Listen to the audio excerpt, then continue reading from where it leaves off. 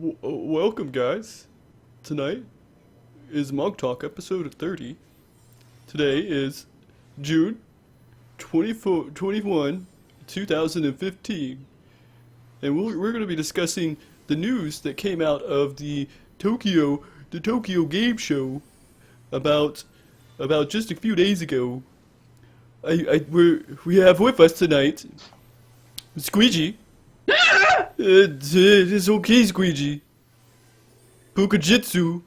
Embrace the metal. It's very good, very good. You might have seen him in Savage. Adagio. There he is. He's a little bit shy, guys. I'm good like this. It's it's okay. No, you can stay over there if you need to. Sometimes people are not good in front of cameras. So, welcome everybody again, MogTalk. All right, I'm breaking it. All right, we're good. We're good, guys. Thank you very much. You did it. Adagio, I know you can come back. We really don't think you're that ugly, man. You can come back, man. I'm Hey, okay speak for like yourself, this. okay? I'm okay like this. Adagio. Okay, tonight, guys. Tonight is awesome because we have Pookajutsu, the pony ninja. We have Grant. EvilSqueegee. He's back there behind the green stuff. Or no, he's in front of the green stuff today. I guess it depends on which Behind the side of the green stuff you're on. Today, we're on the other I'd say side. that I'm getting mildly uncomfortable with how personal this conversation is getting suddenly. Personal, then whatever we you have want. we have bad news. It's gonna get more personal before the Just to end. talk of the green stuff too. Oh man, I'm gonna need a drink for this. Adagio's gonna be taking off his wedding ring today. So Whoa. whoa, Adagio's gonna get crazy. Your wife's probably like right behind you. She's just like, what the fuck? Probably. Tonight we are going to be talking about the Tokyo game show. Adagio, stop interrupting me. No, I'm.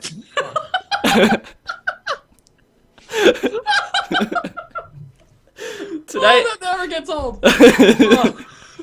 tonight we're going to be talking about the Tokyo game show, the news that came out of it, and just the things that we were actually interested in talking about. There's a lot of stuff that came out, but there's only so much that we're actually interested in talking about tonight. And by the way, if you guys have any questions at all for anyone on the show about anything that we're talking about, we'll gather it all, and we're actually going to ask it at the very end of the show, and we'll go through all of your questions, unless if they're, what is circle? What is circle is the best question ever. If you guys fuck with me and say what is square or what is triangle, that's not going to win any other guys. It's a question you have to debate. I mean, it's all philosophical. It gets down to really deep shit, man. I knew fucking Squeegee. Circle is where you fight. You really just you make it so easy, Frosty. No, Come on, it's- man. Okay. So how have you guys 'Cause been I this week, waxed. by the way? Let me start this off. Pook, Yes. Pook, do you want to tell everyone how you've been this week? That's a tricky question. Tricky question. You've had better weeks, right? I've had better weeks, but I've had some amazing support from my community pulling together lately. I actually might have missed a few streams if it wasn't for them coming together and actually streaming for me on my channel to keep the streak going. That's amazing, man. See, this is why we have the best community in the world, right? Yes. No other community, not even the people like over there helping children in Africa. This is the best community. No, this one right here. right Oh, here. so Africa, whatever. Yeah, it's just another continent. Squeegee, how have you been doing, Oh. man? I have been awesome. We've been doing a lot, and I mean a lot of behind-the-scenes work, and it keeps going. The role-playing stuff has been great. We're coming up on our 200th day, Nice. and I have no idea how the hell I got this far. And I'm not looking forward to that stream.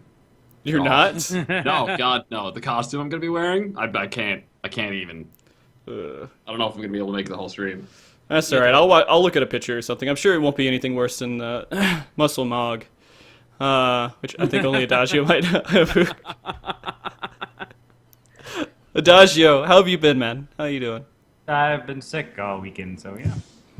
Man, guys, just stop getting sick. Yeah, can you like feel better, man? Yeah. Seriously, Oh, you man, know- you're just bringing everybody down. Yeah, Adagio- 4-year-old, it Really, happens, though. right? You know, Pook's already feeling sick. We should feel good for him. And then you come in here bringing that shit and bring everyone down. Oh god. That's what I do. All right. Bring people down, man. Bring No. people down. Oh gosh. All right, we'll calm down, Dajio. We can have some more for him later, I guess. Probably. And good job on the. I just want to say congratulations on the show, Adagio, with the lore contest you did last week. Just good job on that. Yeah. Yeah, good job. In the face of not knowing anything, you held strong. It's true. You held real strong. I mean, that is an amazingly difficult hurdle to overcome in like a trivia based scenario. Is just not knowing a fucking thing. Like it's really incredible that you made it through that. I'm proud of you. You know, it's like they always say. You know the answers until you're on stage, and then you don't know anything. That's what it is. That's a good way to cheer yourself up, I just Adagio. really admire your commitment to not answering a single question. Yeah, Well, trying you to know, make I sure really you were didn't- I really over didn't have over to wear there. the subligar. I really didn't have to wear the Yeah, subligar. you got free from the subligar. I did, exactly. You totally did. Whatever. You shamed us, and we'll just be okay with it. I shame myself on a Disagree to daily hate you, how's basis. that It's sound fine. like? It's fine. All right. Are you guys ready to jump into this discussion? Are you guys excited to talk a little bit about what we have Nobody said coming? anything about jumping.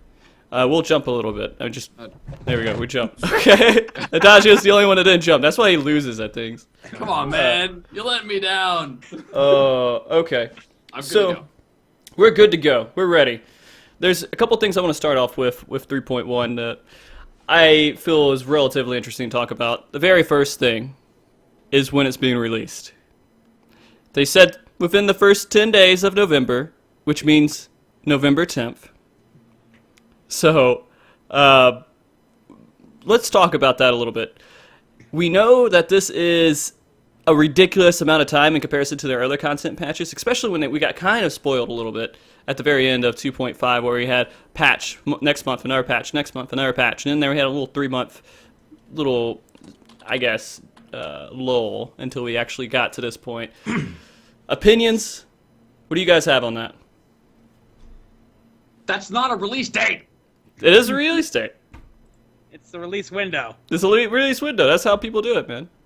We won't get it can't- until like 2 weeks before. I can't work with the release window. I think it's probably going to cause a lot more people to drop out before we finally get to the next patch. I mean, people are already getting burned out, and with it being November, I think a Okay. lot more people are going to be burned out before we get there.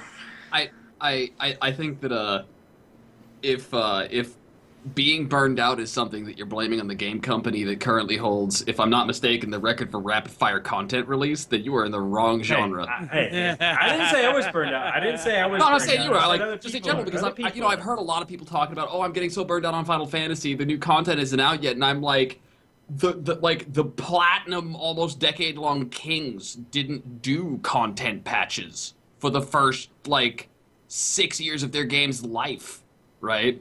Like the genre, like MMOs are a genre game that is built on literally doing the same thing every week for a year. Yeah.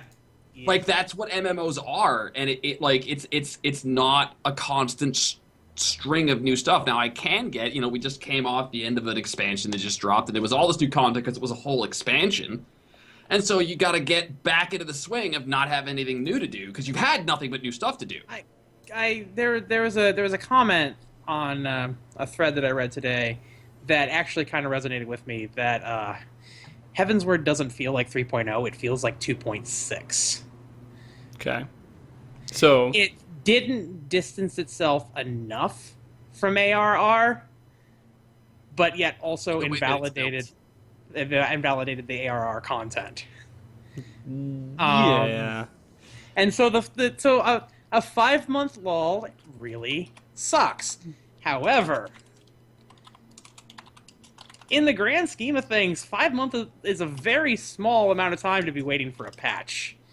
I think the reason, I think we're going to be talking about what is coming up in the patch later. Right. Yeah. Of I course, think that's the the whole reason- show. I think the reason that people have issue with November is, yeah, it's a disappointment, but also because the stuff that they're talking about releasing isn't big hitting. Like, people would wait for November if this was like, oh my fucking god, I need this now. Right. Right. Yeah, but what they're getting is they're not getting that. Yeah. They're getting the maintenance and catch up patch. Oh, also a relic. Also Yeah. a relic. Just you know. Just a relic. Yeah, I don't really. Yeah. Also, yeah, this is a side note, yeah.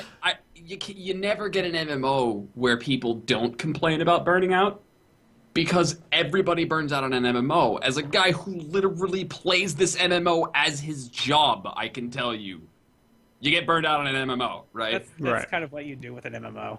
Yeah, like that's, but it's not like, I don't know what people were expecting.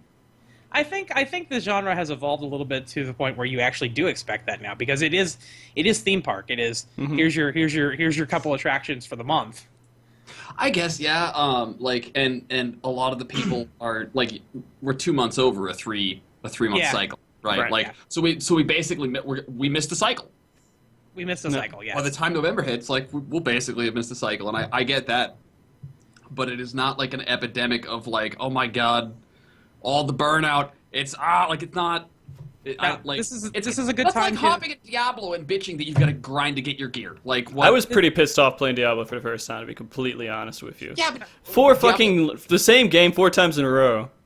I mean, So I basically like, this is a good time to explore the fact that some really good other games are coming out.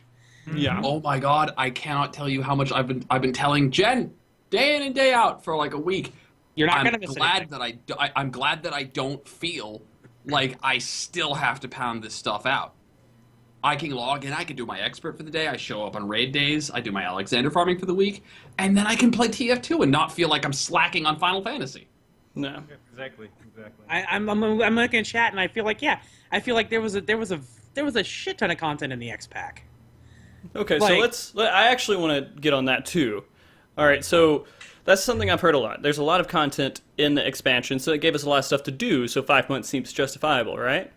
Right. We spent money on a game to be instantly delivered to us, and so it's not exactly the same correlation, I think, just because we should have had that because we gave them however much, $40? I forgot how much it cost. I didn't even think about it when I bought it. $40. And then we have, all right, that's our game. We get that now, and we still should get, in 3 months later, more content. More content. Yeah, the expansion should have been developed parallel. I don't know if I buy that or not. I have to before I could totally get behind that being somebody's stance. But The only it's reason the I same say response I this- have to everybody who says, but it's a subscription fee. The The amount only of money I am blowing equals a certain amount of entertainment I'm getting, and I got way more than my dollar's worth from Final Fantasy. Yeah. Way more. I paid $50 yeah, like for a movie ticket. You know, in this 5 month span, I have played. I've gotten 2 or 3 months, guaranteed on a Heaven's Word. Like, it's not like I haven't been playing.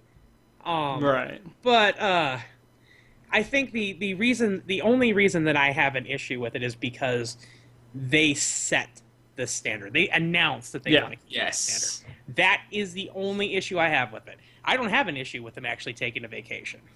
Right. When I realized just how small the damn team is, Mm-hmm. and just how much content they've pumped out. That's something I'll never argue against. They said every 3 months. They didn't deliver. People are pissed. That's great, but I'd rather hear people complaining about the team having failed to deliver on their promise than hearing about people burning out.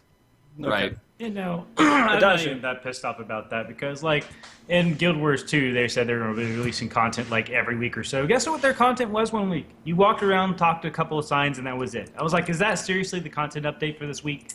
That, when they release content in Final Fantasy XIV, is actually worth the time and effort. So if they miss So you're one saying we're not freaking gonna get a cycle, it's selfie whatever.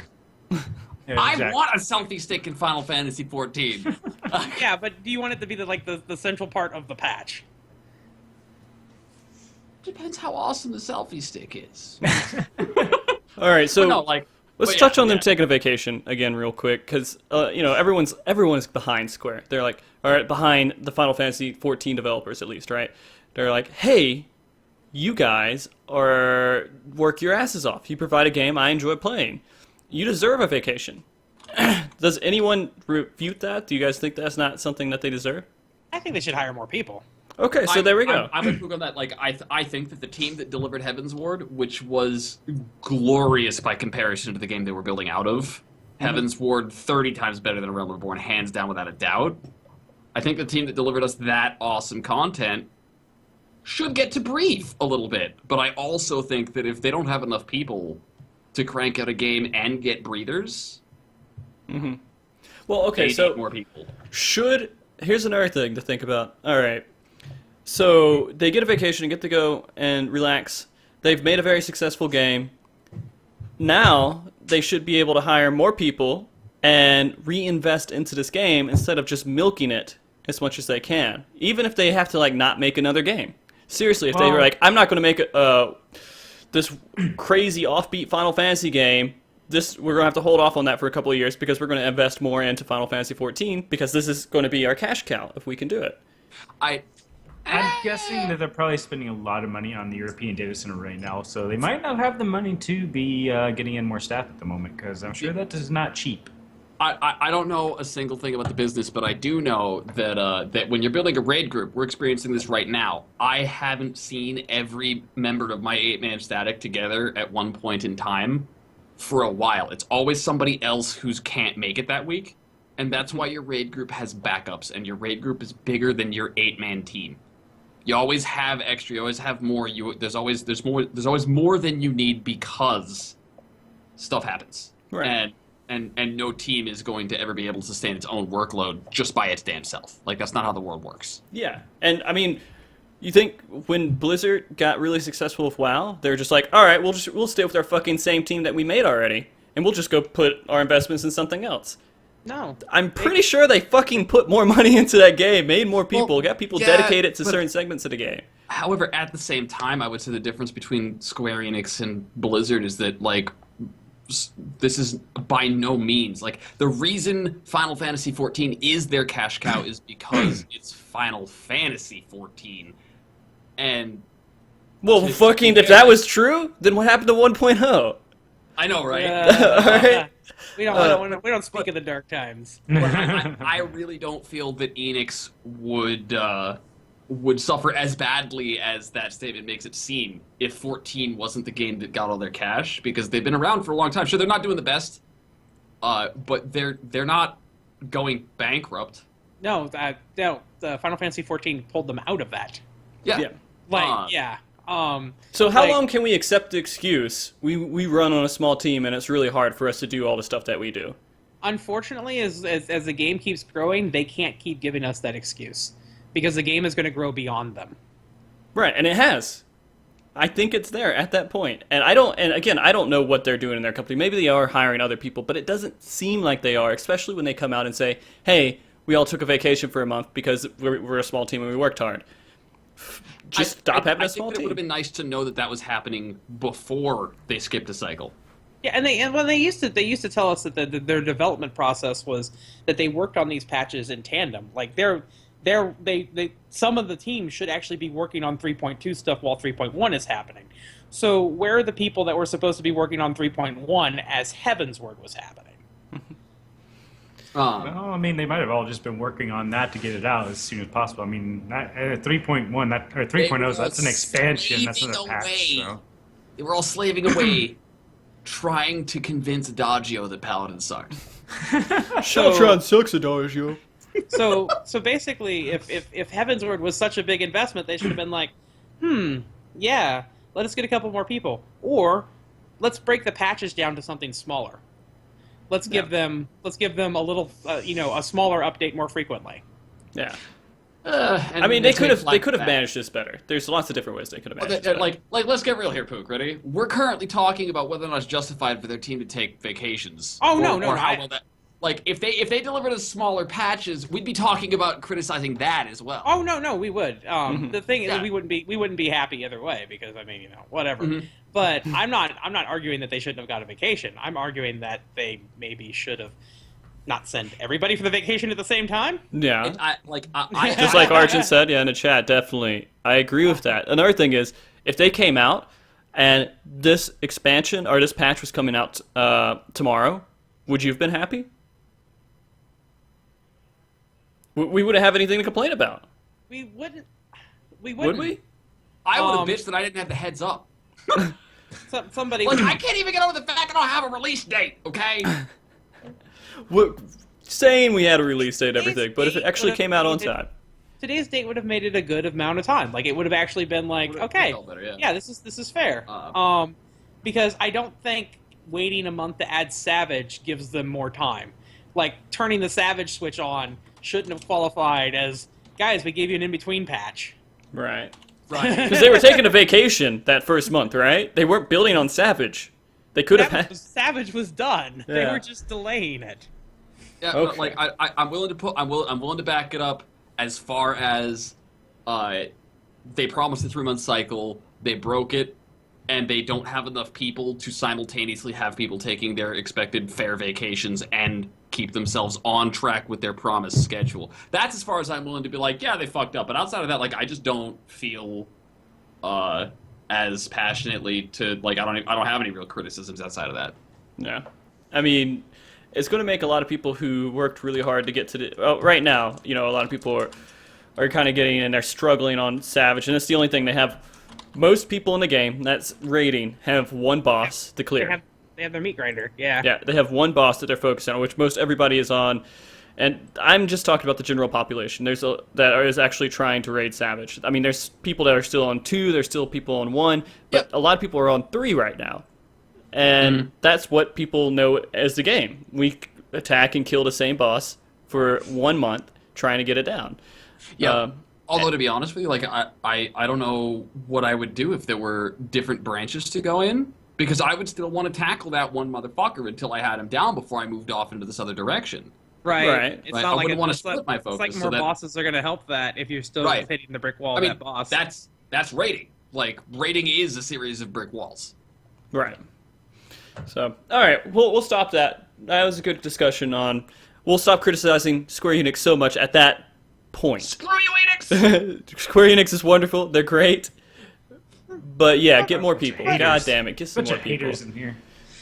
We don't care about the other games that you have coming out. I mean, Final Fantasy 15 is definitely something Hey, we care look, about. all We care I'm about. saying is I am super hyped that I found out today that Life is Strange 5 is coming out soon. Life is Strange. Right. Yes, I episode just got into Life is Strange, and I didn't even realize it was the next game until I played it.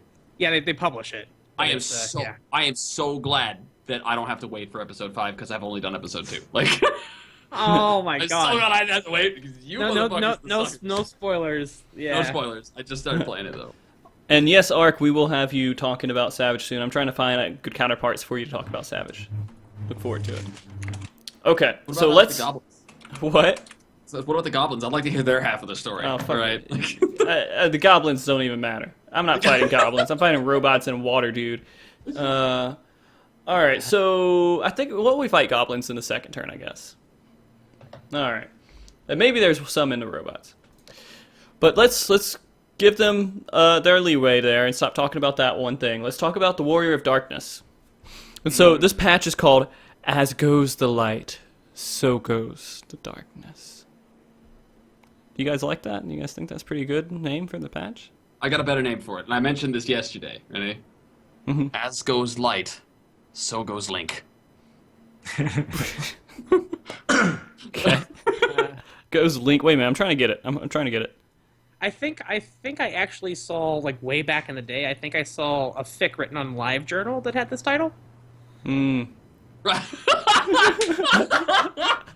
That was funny. It's pretty corny. I have to admit, it's pretty corny. I don't know But- why. I don't play the game for its titles. Could it? You're could it right. have been It's- cooler? it's- Could it have been cooler? Yeah. No, we could have But- called that. You know what we should have called that? You should have rolled a warrior. I- Sure. 10.1. I think it's appropriate though as for where they say the story is going. How are you guys still invested in the story? Like we're done with the story like months ago. Are you guys still like, oh man, I can't wait to find out what's going on with that guy on the moon? Yep. I couldn't give two hoots about the Warrior of Darkness. I'm assuming we're talking story. Am I safe to spoil? Yes. Spoil all you want, man. All right. So if you haven't finished the story yet, spoilers. I cannot actually wait to explore more Estinian and Shiva because I don't think that's done. Oh, Shiva's. Yeah, we're all gonna just I don't hope think she's it's dead, done. right? Assume she's dead. No more clue. No more. She's maybe in Moogle heaven, petting Moogles. I know, right? You know, But you know how Final Fantasy parts of the goes. story You that I don't just- see like, their body. I don't have a reason to give a damn about the Asians uber plots in the background because nothing that I care about is mixed up in that beyond it being a part of the story, right? Yeah.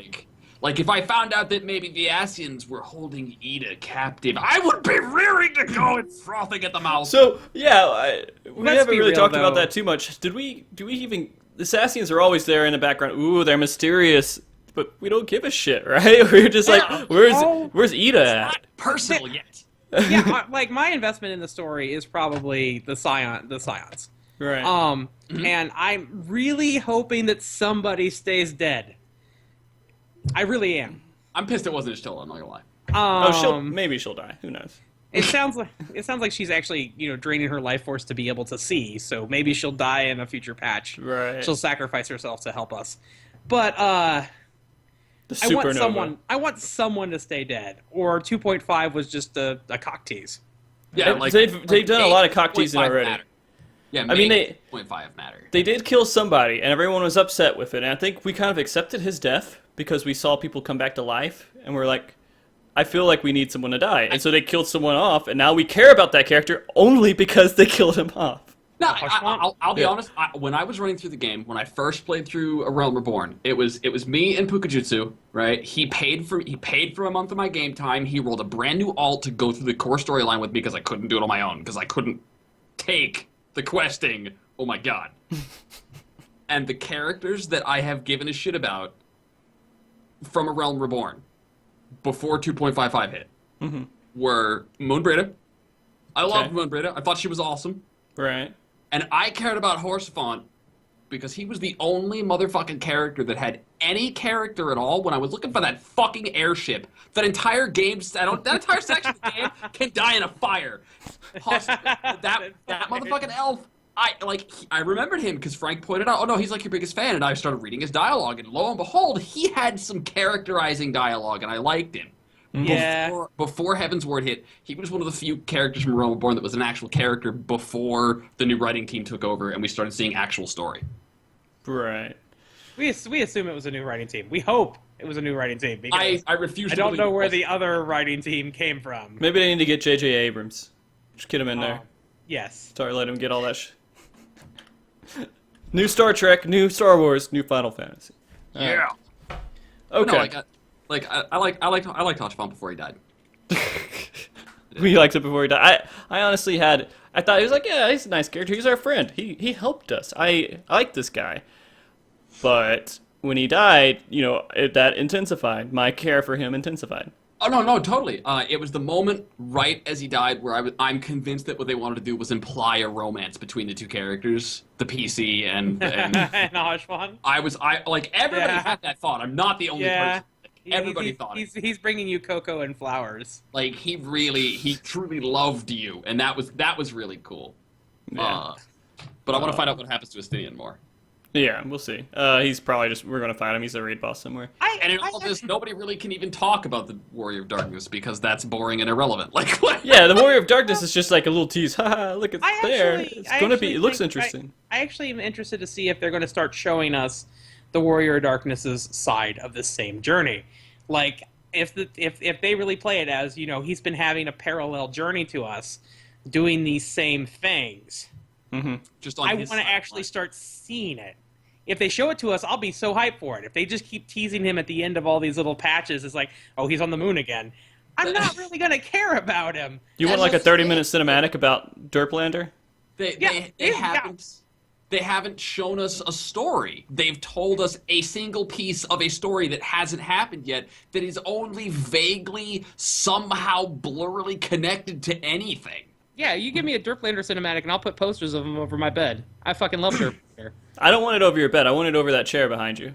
Okay, yeah. Right Okay. there, right there. Derplander, right Yep, right you back sit- there, yeah. Yep, back there. Right back there. Okay. Right back there, yep, right there. Yeah, I don't think that the Warrior of Darkness is gonna be a serious thing until 3.2. You know how they do Oh. with these patches? They throw something at the very end, and then like 2 or 3 patches later, then it's finally relevant. Like when they did the whole Asians at the behind the Archbishop, that didn't even come into fruition until the expansion, which was like 3 or 4 patches later. So I mean, they throw something out there and then they're like, oh yeah, this is a thing, but we won't get to that later. We'll get to It's that later. hard for us to care about it because we don't experience any of it. We just kind of see it on the side. I know what they're doing. RJ's shady ass. I know, right? He's not Yeah, shady. seriously. Come on. You know why they do that? Little tidbit here, if you're ever interested, right? The rule of foreshadowing is 3. Mhm. You show something 3 times before it's important. It's just that in their timeline, that's literally 3 months before it happens each time. So Right. it takes 9 months for one of those things to matter. Like, Yeah. no offense, dude, but like if a TV show took 9 months to watch, I'd just wait for it to come out on Netflix. Like, It's true. We need more Netflix storyline, right? So we burn through it, and then a year later we get some more story from Final Fantasy. Maybe 2 years later. I mean, if it doesn't burn you out, all right. Okay. Okay, enough with that. We kind of care about it, but it's Yeah. derpy. All right. Void Arc is another very apparent thing within the patch notes. And so this is supposed to have its own lore. It's this original thing. It's for Final Fantasy XIV. It's not from anything. Then they say, hey, we're going to be bringing back a lot of recognizable Final Fantasy characters in Void Arc. So they were just like, hey, we got the place is new, but here's some more nostalgia. Enjoy. What do you guys think about Void Arc after reading the notes? The same thing I thought about Crystal Tower without the notes. What do you do? What did you? It's gonna be, we go in there the first time, Okay. and it's be like, hey, this place actually looks kind of neat. Oh, hey, that music's kind of good. By the way, you now have a sign of how far behind they are in this patch because they didn't have music ready for the preview. They played Crystal Tower music during the Void Arc preview. Oh. And even put a note that said, the music will change. Yeah. Like, that's where they are right now, guys. Poor Soken. Uh, I don't know if he's sleeping. Yeah, I mean, like, if looking back at it, right, would you have been excited for Crystal Tower if you had, like, if right now, right, they said, we're going to release Crystal Tower 2.0, would you be excited about that? I think Crystal Tower is a good You know, show. when I saw World... Alright, let me tell you how I thought about World of Darkness when it came out. I saw it, and I was like, man, this is really cool. This looks like there's some nice little new mechanics in there that we can mess around with, have fun, and enjoy it. And, of course, it lasted. You know what, I'm going to be honest with you. I didn't do World of Darkness a lot, but when I was doing it, I was never super upset I was doing it. I will admit, like, I never thought to myself, ugh, World of Darkness, when I went to do it. I did have that reaction to the other two. I like doing Circus. I like Circus Tower. Well, that's them sneezing in the background. But you know what I will say? I thought every time I went into one of those raids, I thought, oh man, I wish I had a DPS stance because it's just 8 tanks dicking Well, around. and now it's not. At least it's going to be 3 tanks, but tank queues are going to be fucked again. Yeah. Not like Yep. tank queues are going to suck for those places. Yeah, Um, and like that was the gist. It was like I never really hated World of Darkness, but I'm not like super pumped that there's another World of Darkness coming, right? So you, like you guys don't really care at all. You're like, Void Arc, whatever. Void Arc is another farm place. I like Pookajutsu. Actually, I liked it because the weekly was yet another thing to do. And I do think it falls in a good spot. But I will have to say, there were some World of Darkness runs where I was like, okay, who's going to fuck up servers now? Who's going to fuck up servers now? Like, it was never like I went into this fight like, oh yeah, we get to go inside the belly. And like, I actually intentionally went in the belly when my group wasn't supposed to. I was like, let's just get this done. Yeah. Adagio is being really quiet. Yes. He's interested in your conversation, I'm just but listening to Yago. All right, no, that's cool. That's cool. But I ran World of Darkness so much that it actually became a little bit of a stream meme. Like, there's a command that's like, oh yeah, he's in World of Darkness again. Like, seriously, so I will run Void Arc like nobody's fucking business and get all the gear for all of my alts because I'm an altaholic and I play every class. And right. it'll be fine for me because I'll have something to grind. I'll have that and I'll have the Relic. And then Yeah, like and that myself- will be content for me. Okay. myself, like I have done a lot of raiding guilds and stuff in a lot of different MMOs. And one of the things that I was super excited about, one of the main selling points when Pook was trying to talk me into this damn addiction, Pook was trying to talk me into playing, one of the things that he sold me on was 8-man raids. Because the lower the number of players in a raid, the higher the individual responsibility and the less herding cats it becomes, and the more actually learning to play the content it becomes, the more engaging that PvE content gets. I do think 8, like when I first came into the game, I thought 8 was just a ridiculous number. It didn't make sense to me. But I honestly think that is pretty much the perfect number for rating right now. Yeah, like I've done 20, I've done 10, I've done 40, I've done 25, I've done any number, and anything past 10. Like I really enjoyed Karazhan from World of Warcraft. I thought that was great content because And then again today. I felt like what I did mattered instead of just being the guy who didn't wipe everybody by screwing up, which is what you get when you have those huge player counts. And bumping it up to 24, man, completely negates that ass. I'm not interested in just randomly queuing into a bunch of brainless, derp-tarded duty finder kids who don't know how to press B. Wow, I can't even press B to stop evolving. Christ, I'm done. That's it. He's done. He Then can't I'm done. It's over. So let me ask you another question then. What if they changed it up to where it was just 3 8-man parties, where they all had 3 individual responsibilities within the group to eventually defeat whatever they're going for? It wasn't just was 24 originally- people crushing one thing. That was originally what they were going for in Labyrinth, and they I- said that it was I would hard. love it. All right, Yeah, Daju, you'd we have gotta more- give Daju some talk time. Adagio. You'd have more of the whole Atmos fight then, where there's just not a team that's burning it and people are getting pissed off at, fuck you, teammate, why aren't you burning stuff fast enough, blah, blah, blah. It wouldn't work because then you'd get stuck somewhere and Group B would be trolling people and you would never get progression happening, so. You know what, can't do it. You can't do it in a form that's duty finder. That's I got a counter to that, Pookie. Ready? Are you ready for some theory crafting EvilSqueegee game design? Oh, okay, go. Okay. Give me an 8-man dungeon, 3 tracks, right? They're identical tracks. The team that gets to the end first gets a bonus item. Or just the team that gets to the end first can go help the other teams. No, Yeah, that's like give some incentive. Give some incentive to the teams to do well, right? Like reward them for doing the best out of the 3, and then sure, let them dump on each other and help each other out. But like splitting it up and making it more like not a PvP but still competitive would give me a reason to give a damn, and it would definitely fix the problem is you got 24 fucking asshats all asshatting everywhere. And it wouldn't be a that's- duty finder thing anymore, because if you did duty finder, you're getting bare minimum rewards as comparison to bringing an 8-man party. You're always going to beat the other people who didn't bring an 8-man party. Right, and it would be another piece of content that you could do with your guild, and there's nothing saying you can't duty finder. You just wouldn't get the top tier rewards out of it. Right, and the people who are getting the top tier rewards are people who already beat Savage and already did everything else and have top gear. So it's not a good step ladder, I guess, for people who didn't do Savage, though. But I do agree there need to be more leaderboards for just random shit in the game. More leaderboards, more cosmetic rewards, more reasons to give a damn, Yeah. more ladders. and less Crystal Tower. That's all I'm saying. Okay. Adagio, tell me your thoughts. And you've had the whole horror story of your static completely burning out, being done. Do you think Void Arc is going to help at all with that, or is it just like just another thing? Well, as far as my group is concerned, probably not. But those people that are just kind of holding off till the next thing, I think it will help because generally it's a nice little easy thing to do. People just go through it. It gives people something else to do for the week. So, like, as of right now in 3.0, what do you do for the week? You go in, you cast your esoterics. If you're raiding, you do your raid for the week, and that's it.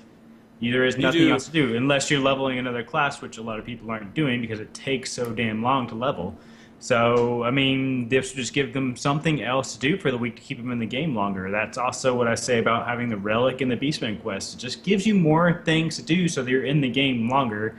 You're doing different things. That helps you avoid your burnout because So- you're not just doing the same thing over and over again. When this expansion comes out, for me to gear my alts and just be completely productive with everything, I'm going to be doing Alex Normal, I'm going to be raiding Alex Savage, I'm going to be camping my Esoterics, I'll be doing Void Arc, and if my drops don't happen, I'll be doing Void Arc multiple times. And then I will be doing my Relic. And so I'm going to have a shitload of things to do every week within the game when this patch comes out. Provided that you're interested in the Alex normal loot at all.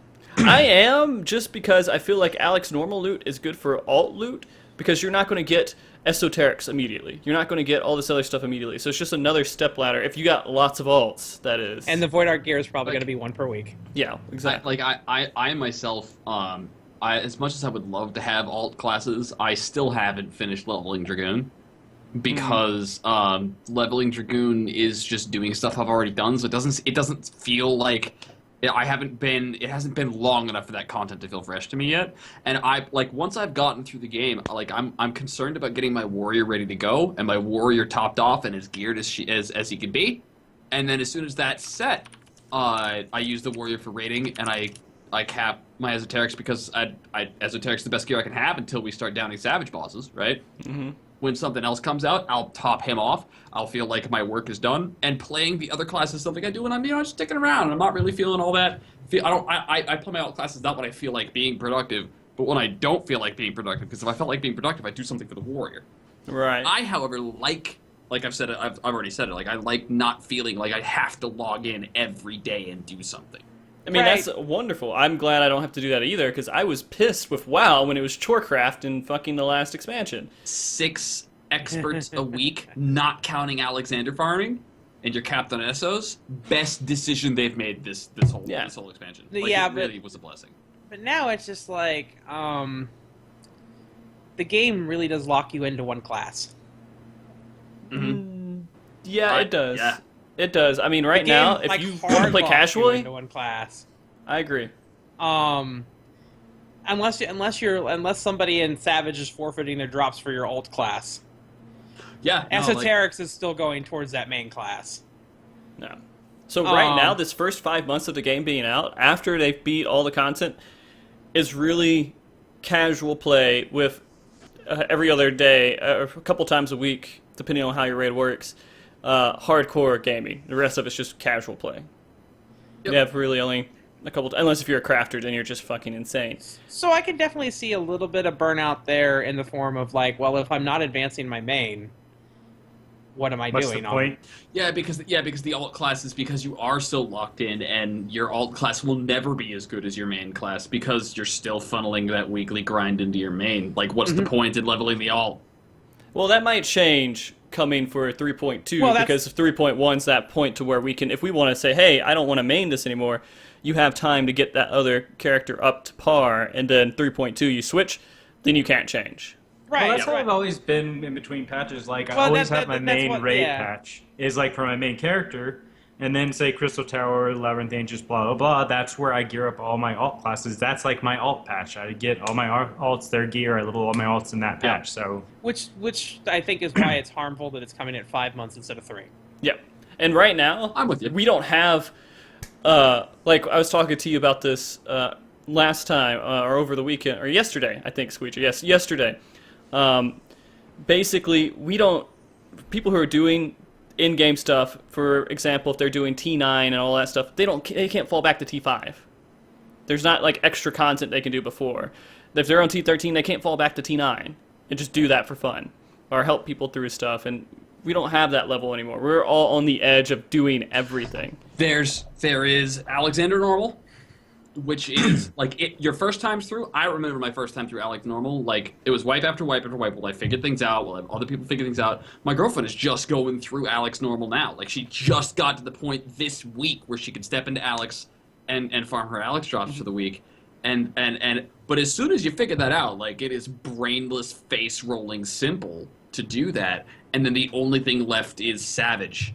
And it's not just that we can fall back and do like T9 because we're working on T13 or get a buddy through T5 because we're working on T9. Yeah. It's that there's no content at all. There's no gate. There's no that you got casual and brain breaking hardcore. Yeah. That's it.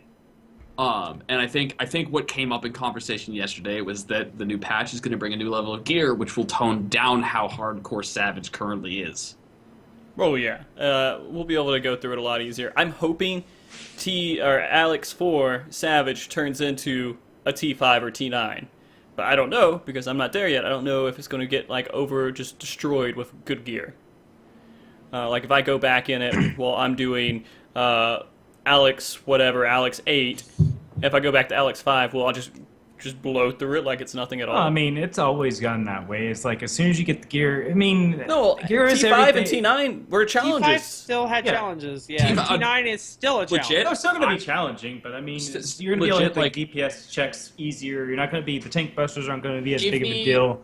Give me a duty finder group of not level synced characters through T5. I guarantee they'll still wipe a bunch. Right.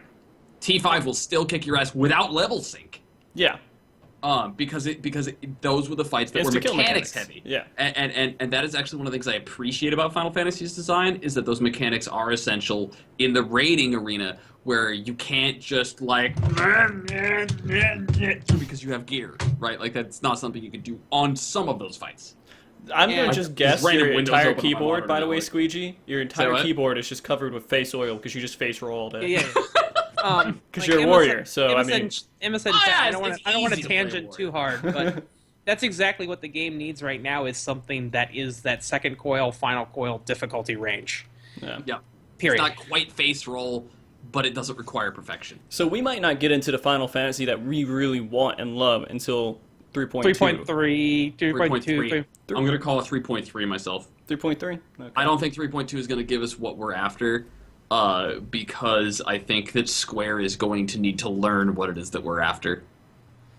I think the thing is that we're following. Okay, so we're following the exact same patch schedule that we did for the 2.0 patches, the 2.x patch line. So 3.0 is our 2.0 where we've got 2 dungeons, 1 raid. You know what I mean? Except Right. they threw Alex normal on the next and like here's an extra thing. You should be okay with it. The reason that the game was so good at 2.4, 2.5 was because it had 2 years worth of other content there. And those roulettes took you back to the other dungeons. Right now, your expert roulette takes you to 2 dungeons. Yeah. I have always said that Square has Square is absolute genius in the MMO market because they managed to recycle their content and get me to thank them for it by with a combination of roulette and level sync, keeping lower level content fresh and new, or not fresh and new, but constantly like with traffic, which is a problem a lot of MMOs tend to have. Is lower level dungeons don't have traffic.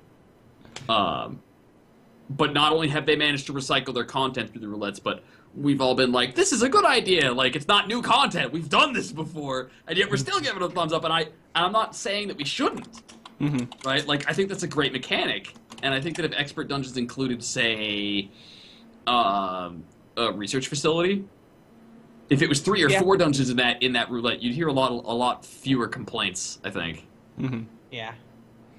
By the way, just to make a quick, just off note here, Adagio, when someone responds to you, that wasn't for you, Adagio, it's probably not a question. I don't care. Picked it up anyways. Oh, Yeah, God. Adagio, it's not for the bot. Oh, The bot eats all questions, guys. The body talk questions. If you use a Except for question mark- Emma Stone questions. Okay, so this right here is Adagio, right? Below me, right? Adagio's Yeah. down there, right? Yeah. I, however, am going to do the Adagio. This is the Adagio bot impression. What the fuck was that? Me actually eating my Eating. microphone. Now there's face oils all over the microphone. No, there's mouth oils on the microphone. Mouth oils on the Bacteria. microphone and Ugh. face oils on the keyboard. I combat strip. Mouth oil? Mouth oil. The word you're looking for there, Adagio, is saliva. No, I copied what Rossi said. No, it's okay. If you're Adagio, we know she's saying it, not me. Whatever.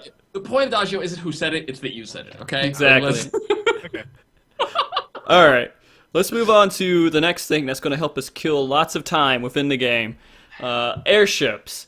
And before we even talk about it, just same question: how excited are we that we're going to get into airships, knowing what you guys know from the notes so far? I'm glad they're not ventures anymore. Okay, they're just ventures, yeah. I'll admit I don't know a single thing about the airship content we do have. However, given that it's been how long has the game been out? Like how long has Heaven's Ward's been rocking? People been pushing those airships out, and I know nothing about it. 3 Probably months? means that it's irrelevant. Like I'll be honest, it's not important if I haven't even heard anybody. I've never witnessed a discussion about it. We talked about it. Maybe No, I you mean, need to that's start it. watching our fucking show, Squeegee. Watch us. Like Watch us. Watch us. I've never like it hasn't been relevant to any. Nobody's been doing it, or if those they have been doing it, it's been something to do on the side, right? Like I've been in a big FC, so other people could have been handling it, but I have no idea if that benefits me in the slightest. If it matters, I don't even know what that content is. Yeah. So if it's more of what we have, meh. If Right it's now it's different- ventures. It's like sending a retainer out to go get his 2 stuff for you. Okay, yeah. That it'll be something to poke at and be like, hey, what's up? This is cool.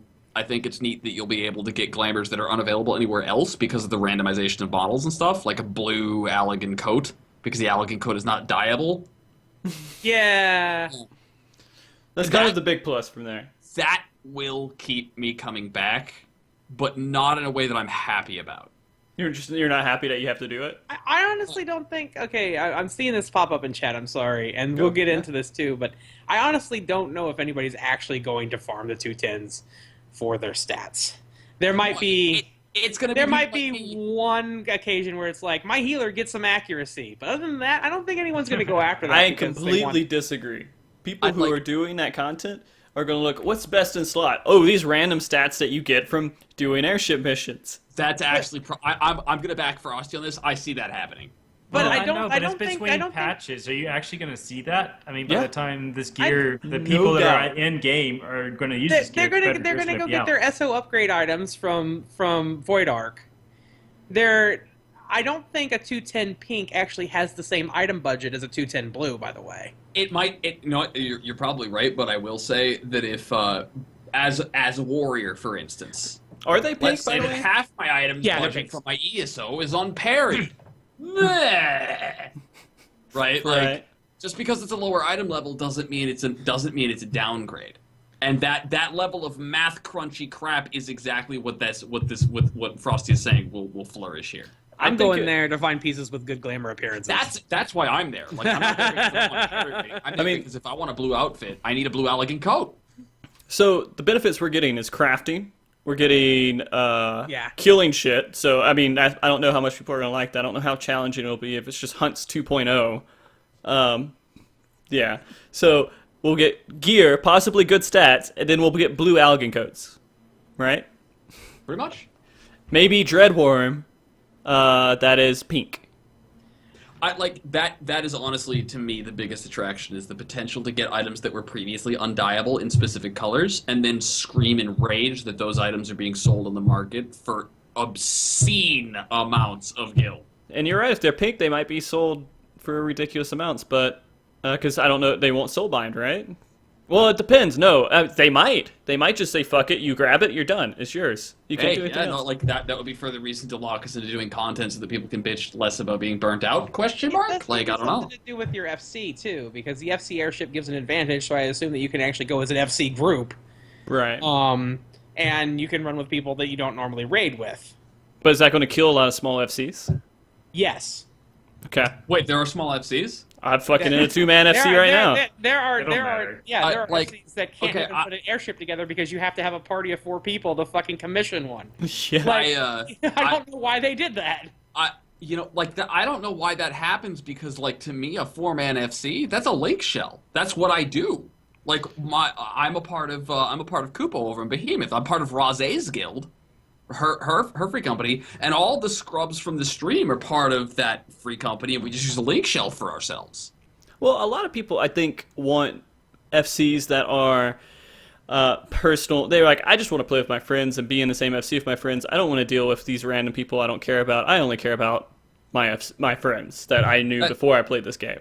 That's legit. Although I will say that, you know, when you give an FC rewards, unless you specifically gun to not give bigger FCs more rewards, which seems counterintuitive to the system being Right, there no, in the this first should place. be Like, bigger as, yeah. like, that- and then once bigger FCs get better rewards, why would you ever join a small FC? So, like, for something new to come along destroying FCs seems weird to me.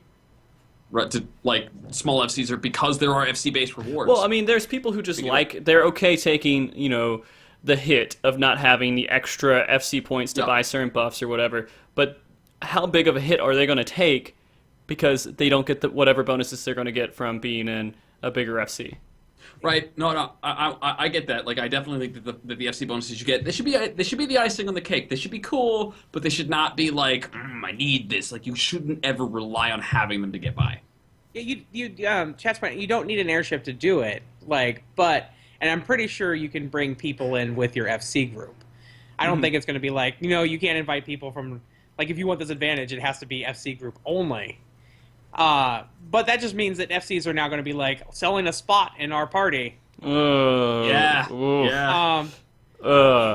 want to fly to the island of your choice to do hunts in the sky, then God, I hope I'm begging pay that doesn't the happen. bouncer. I'm pretty certain the sentence that just left Pookajutsu's mouth is like the most offensive thing I have heard in months. This is And so You want to bad. buy a spot in our party to do hunts? Pretty much hunts in the sky. Like, if this turns into hunts in the sky, I am going to be like, and I know that It's not in the sky. It's on islands, sky Yeah. islands. But I guess But like, I really hope that these notorious monsters are actually just like like rare spawns and not just like douchebag's window's open. Let's go kill douchebag the crab. Like I was hoping that we would have like things fly up and we have to battle them on our airship. That's what I was hoping for. You're actually going to islands and then exploring them. But yeah, Adagio, real quick, how big is your FC right now with what has happened recently with the burnout? Yeah, we're hemorrhaging people. at the Okay. moment, so I don't even know. So, I mean, are you going to get into a situation where you're like, I need to do this, the airship stuff, and I feel like I'll be behind if I don't get these bonuses from it? So, are you just saying, I'm done with this FC, I'm going to go move on to Fairy Tale or whatever big FC I is? really want to stick with my FC, but I'm going to be talking to some other static today after the show, so I might end up having to leave the free company I'm part of now. I really hope I don't have to, but yeah, if it comes down to it, I mean, if I'm the only person logging in on the free company, there's no point in me being part of the free company anymore, right? So Right. I mean, I kind of feel like this is going to kill a lot of small FCs and make them merge into bigger FCs that are there. And that sucks for all the people who put all the work into making the airships and everything else already. I mean, I guess they should have seen it coming, but I don't know. I feel kind of bad. Because you're at that situation, we put so much work, we got rank 8, we got a house, we got FC airship, we have all this stuff in here. I guess we got to leave because we're not getting exactly what we want from this FC anymore. Mm-hmm. But Well, your plot I mean- of land. Yeah. Your plot of land. Here's the counter pitch there. Ready, Frosty? You built a small FC because you cared about your friends and you just wanted to have your friends around, right? If the airship stuff that's coming out in 3.1 is enough to make you reconsider that, you didn't really just care about your friends. Like, let's get real. Like, if you were honestly just about your friends, you wouldn't give a damn what you were and weren't. We want to enjoy the game too. So you're kind of in that balance. Am I going to enjoy the game or am I going to have fun with my friends? I'll be all right. Link shell. Yeah, right. Like I find link shells work just fine. I mean, that's where I don't have a big FC. I just kind of talk into a link show of a whole bunch of people that I like. That would be the biggest change I would. I would lose I have my some dirty shit words. over extra link shells. I have some dirty words. Say 'em. Free company alliances. Oh, that would be awkward. Oh, really difficult to accomplish because of the limitations on link shell population, which is weird. Why does that happen? Server still. spade. Okay, good Everything is server space. Come on, we don't even have a fucking tackle box because server space. So, what if we do this and we just have all the FCs come together, make a link shell for each other, and just help each other out with airships? See, yeah, there you go. We'll just call it the Airship Alliance. We could just I'm start- making the link shell after I'm done with MogTalk, guys.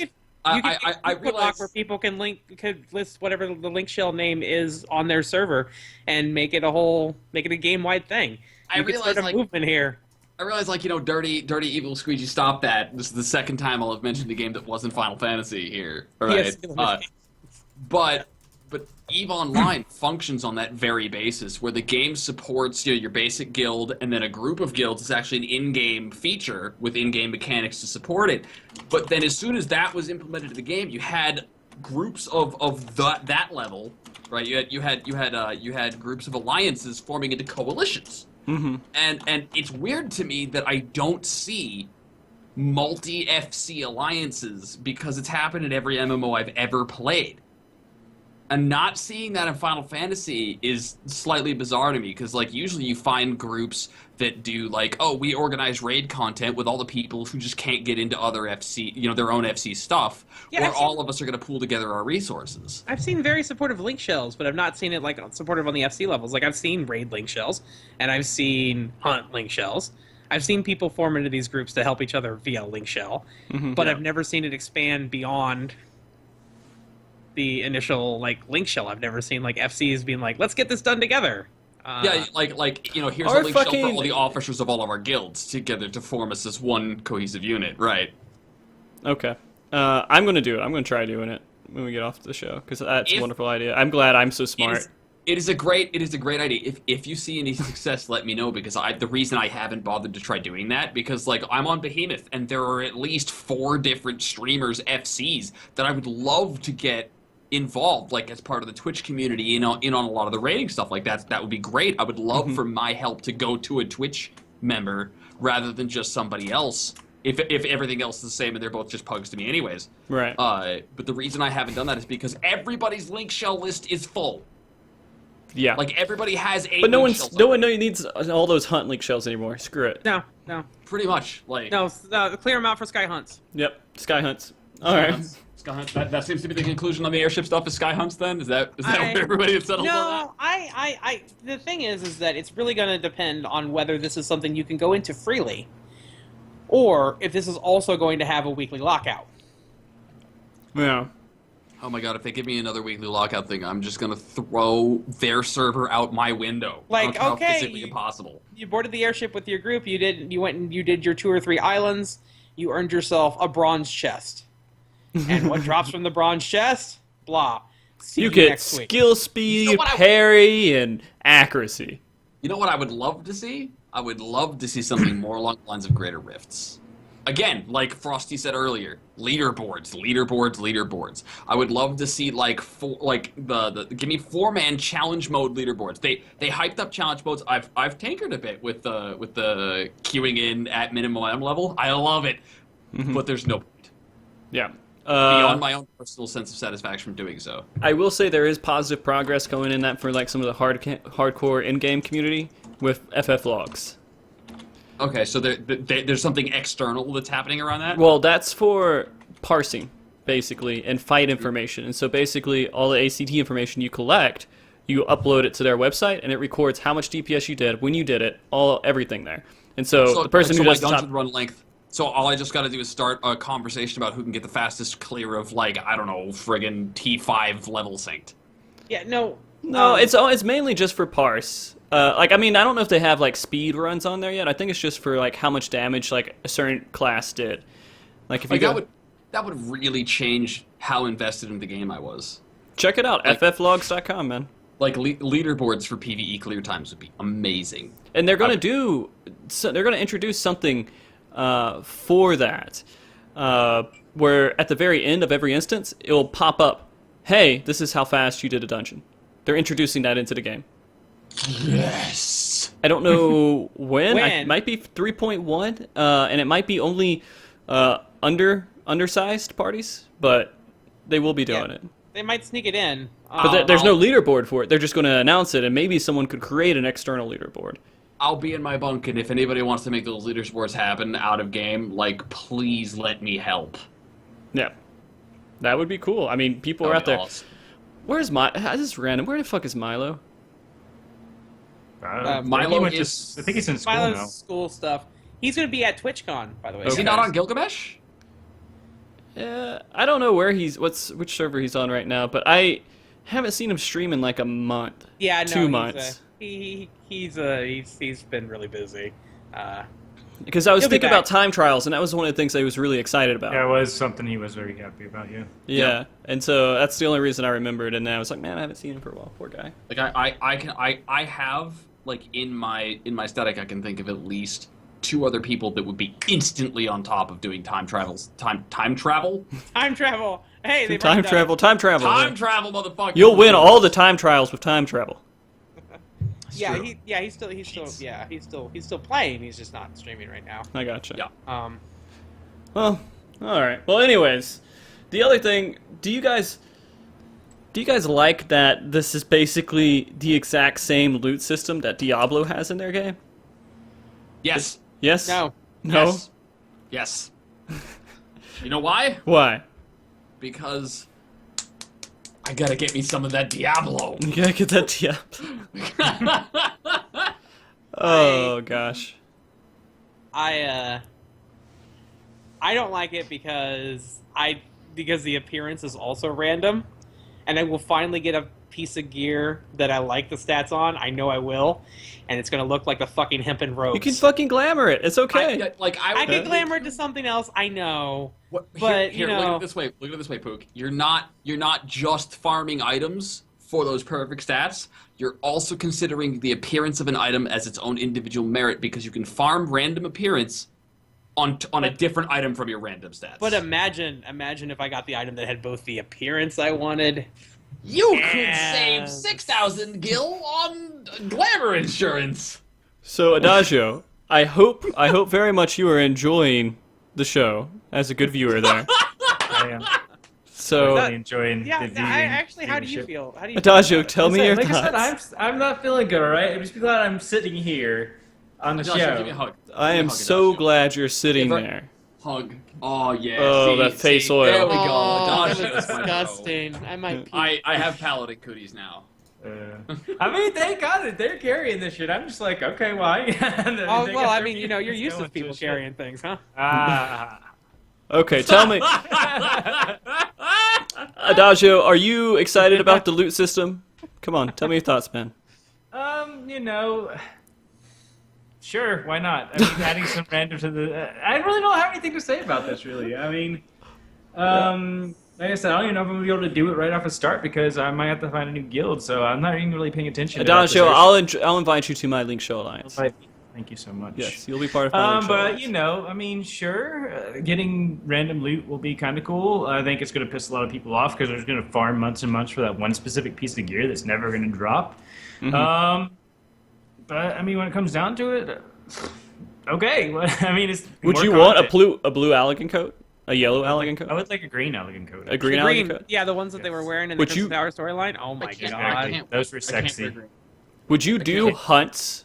Basically, imagine the system's almost exactly like hunts, but would you constantly do it if it meant you got a green Allegan high Allegan coat? I would do it for a while, yeah, until I got pissed off enough to not do it anymore. So Like with hunts, it's my problem with hunts isn't the same problem I've seen everybody else having with hunts. Like everybody else's problem with hunts is early polls and drama and all this stuff. I never read my chat log, and so I never notice that stuff. Instead, for me, it's I wait because I have my hunt link shell set to ping me every time it goes off because the only thing that gets posted in my hunt link shell is links to locations. And like I frankly spend so much time in game just running in circles doing the lap. Every MMO player knows what I mean when I say you're doing laps. You're talking on TeamSpeak. You get that one little route you run over and over and over. and over and again. seeing that Yeah. link and clicking that link is something to go do. Right. But I wouldn't consider it serious content. It wouldn't make me feel like there was something fresh and awesome added to the game. But I would totally do it if it meant the blue Allegan code. Yeah. I So I why think can't you wear also- green exactly, Evil? Because you chose green and I need to distance myself for you because it's good PR to do so. Yep. Sounds good. Yeah. And then there's You might there's need one to thing- take the green screen there's off. one thing we're not talking about here. There's one thing we're not talking about here. Okay. What's that? Tell me. The gear that you get that you don't want can be exchanged for points. Okay. Which- Explain that a little bit more to me because I think I might have Which skipped out on that. points? They said that it would be worth a currency that you can then use to buy gear with. Okay, so they're instituting another currency to farm. Awesome. is this for another roll on a pink? Or is it going to be for unlock this glamour piece? It'll really depend on what those rewards are. Is it weekly capped? I will say that despite I roll my eyes when I say another currency because Square Enix over-designs and overcomplicates everything under the sun. I will say the game doesn't need any more currencies. It needs some RNG and random drops now. Please. I love the feeling of not getting the drop I wanted, but still getting points towards something so that nothing feels wasted. I hate going into Alex Normal and feeling like putting up with this friggin' group of pugs that can't figure out how to put 2 goddamn ads under their fucking lasers for a half hour, right? Because I didn't want my half-hour lockout. Oh, woe is me, the irony, right? And not getting anything for it. It's really irritating when I've been conditioned to be given currency for everything I do. Yeah. I like feeling like I've gotten points towards something and I didn't waste that time. Yeah. I mean, I'm kind of the same way, although where I appreciate I get tokens from stuff. I love getting tokens from things, like A1 and eventually being able to get whatever accessory I needed to get. But I hate getting it, then running it again, and it drops, and I just want to throw something. I don't, It's just I have rage-inducing. But it's better than what it was. It's better than what it was, and I feel like in the case of, like, Savage, that would only infuriate me if nobody in the raid needed the drop at that point. Somebody's alt would. I'm satisfied if I get my points, right? I'm satisfied with my average. If I say I bought the ring and the ring drops, if that ring went to somebody in my raid, cool. Right. I'm just as okay with that. But we were discussing earlier, like when I'm going into Savage, like I'm not in it for the loot. Yeah. I'm in it because this is content I really enjoy actually doing. I might be a masochist. I don't know. I'm not actually a masochist. I do know that. All right. I am aware. Right? Sure. Do this. All right. You look clean, man. You're clean. All right. But no. That would have been so embarrassing if you did that and they were cussing you. I would have probably just ended the show because of how bad I would have felt. And Sarah McLachlan will play us out. Yeah. Oh, man. Oh, Jesus. But no, yeah. I don't know. I'm okay with the system. I'm kind of excited to see it, but I'm only more excited because I came up with that genius idea. And hopefully it all works together. I haven't really read the notes, but I'm pretty sure you can work. They can pick up people. They did say you can. You can't pick up people, right? Nothing in the airship notes made me go, yeah! Like I was not like busting out with flashy graphics and an anime theme song behind myself upon having read these notes, right? I was. not from the notes. I just do that. That happens. Like you eat like beef stroganoff for dinner and suddenly flashy graphics. Like it just happens. I've known you for 12 years, dude. You can't. You know, I'm not letting you slip that past of yours. Colored explosions behind me when I brush my teeth. Yeah. Like you never know where it's safe to transform because of like the 6-story explosion behind you. Like, is the kitchen gonna be okay? Oh, Power Rangers. Oh boy. I actually watched that today. My daughter watched it. We're both sick. Lots of Power Rangers and Ninja Turtles. I'm I know proud of you. off subject, but Did Power Rangers help you with the sickness? I was asleep most of the time. The only reason I'm not wearing a Ninja Turtle costume right now, I'm not even kidding. This is not an exaggeration or hyperbole. The only reason I'm not wearing a Ninja Turtles costume right now is because when I went to the costume shop today to buy my costume, I looked at them and I saw them and I went, yeah, oh wait, I can't wear green.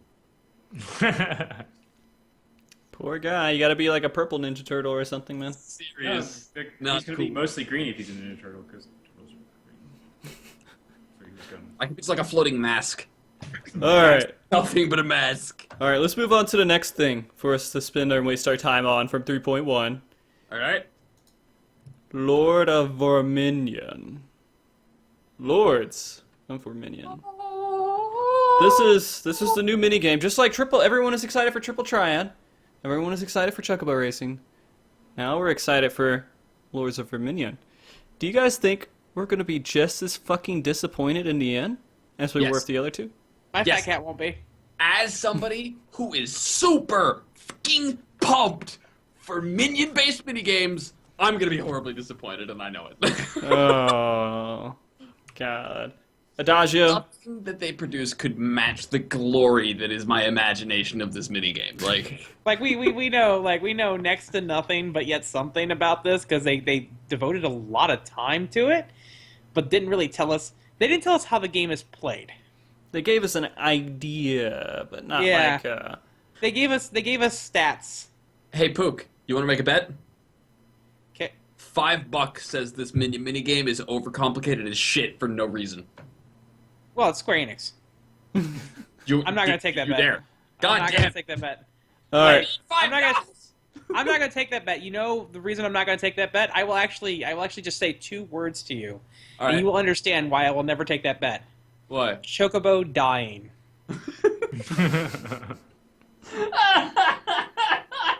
I thought you were gonna say Lesbian Promise. No, that would be a good one too. All right, Adagio, I want you to speak up nobody here. will understand. Tell me your thoughts, Hey. Adagio, on You told me Battle not to Minis. interrupt you, so I'm just going to. Yeah, you can interrupt Pook and Squeegee. I don't give a shit. Wow. I give a shit.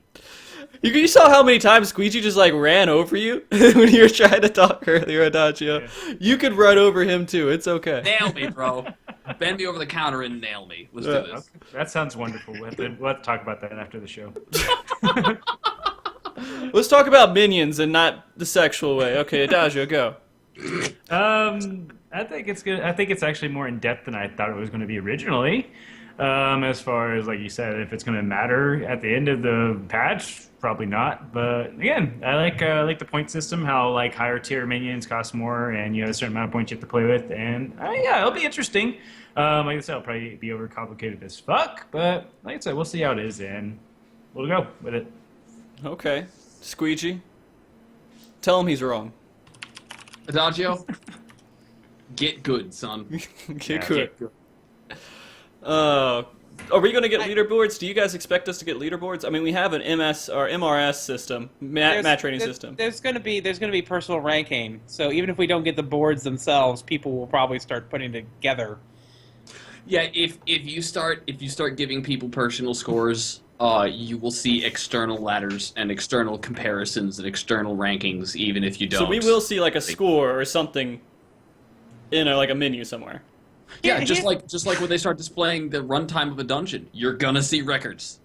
People will start talking. And I am so hyped for that. No, I mean that's how people compare parser, damage right now. They Yep. look and say, "Hey, look, I did this damage. I'm on a bard. I'm great. Hey, look, I just cleared this as a warrior. Here's my time." And someone's like, "Well, I'm gonna fucking beat him and show him up," and they'll go do Yep. Oh yeah, I'll be all over that. That's gonna be my thing. it. I actually have high hope for this minigame. Okay. I sorry. actually, Tell me your hopes. Tell me your hopes. I have hopes that this will be like the first gold saucer attraction that actually is balanced around matching the people. Because the reason Triple Triad doesn't work is because there's no good matchmaking for it.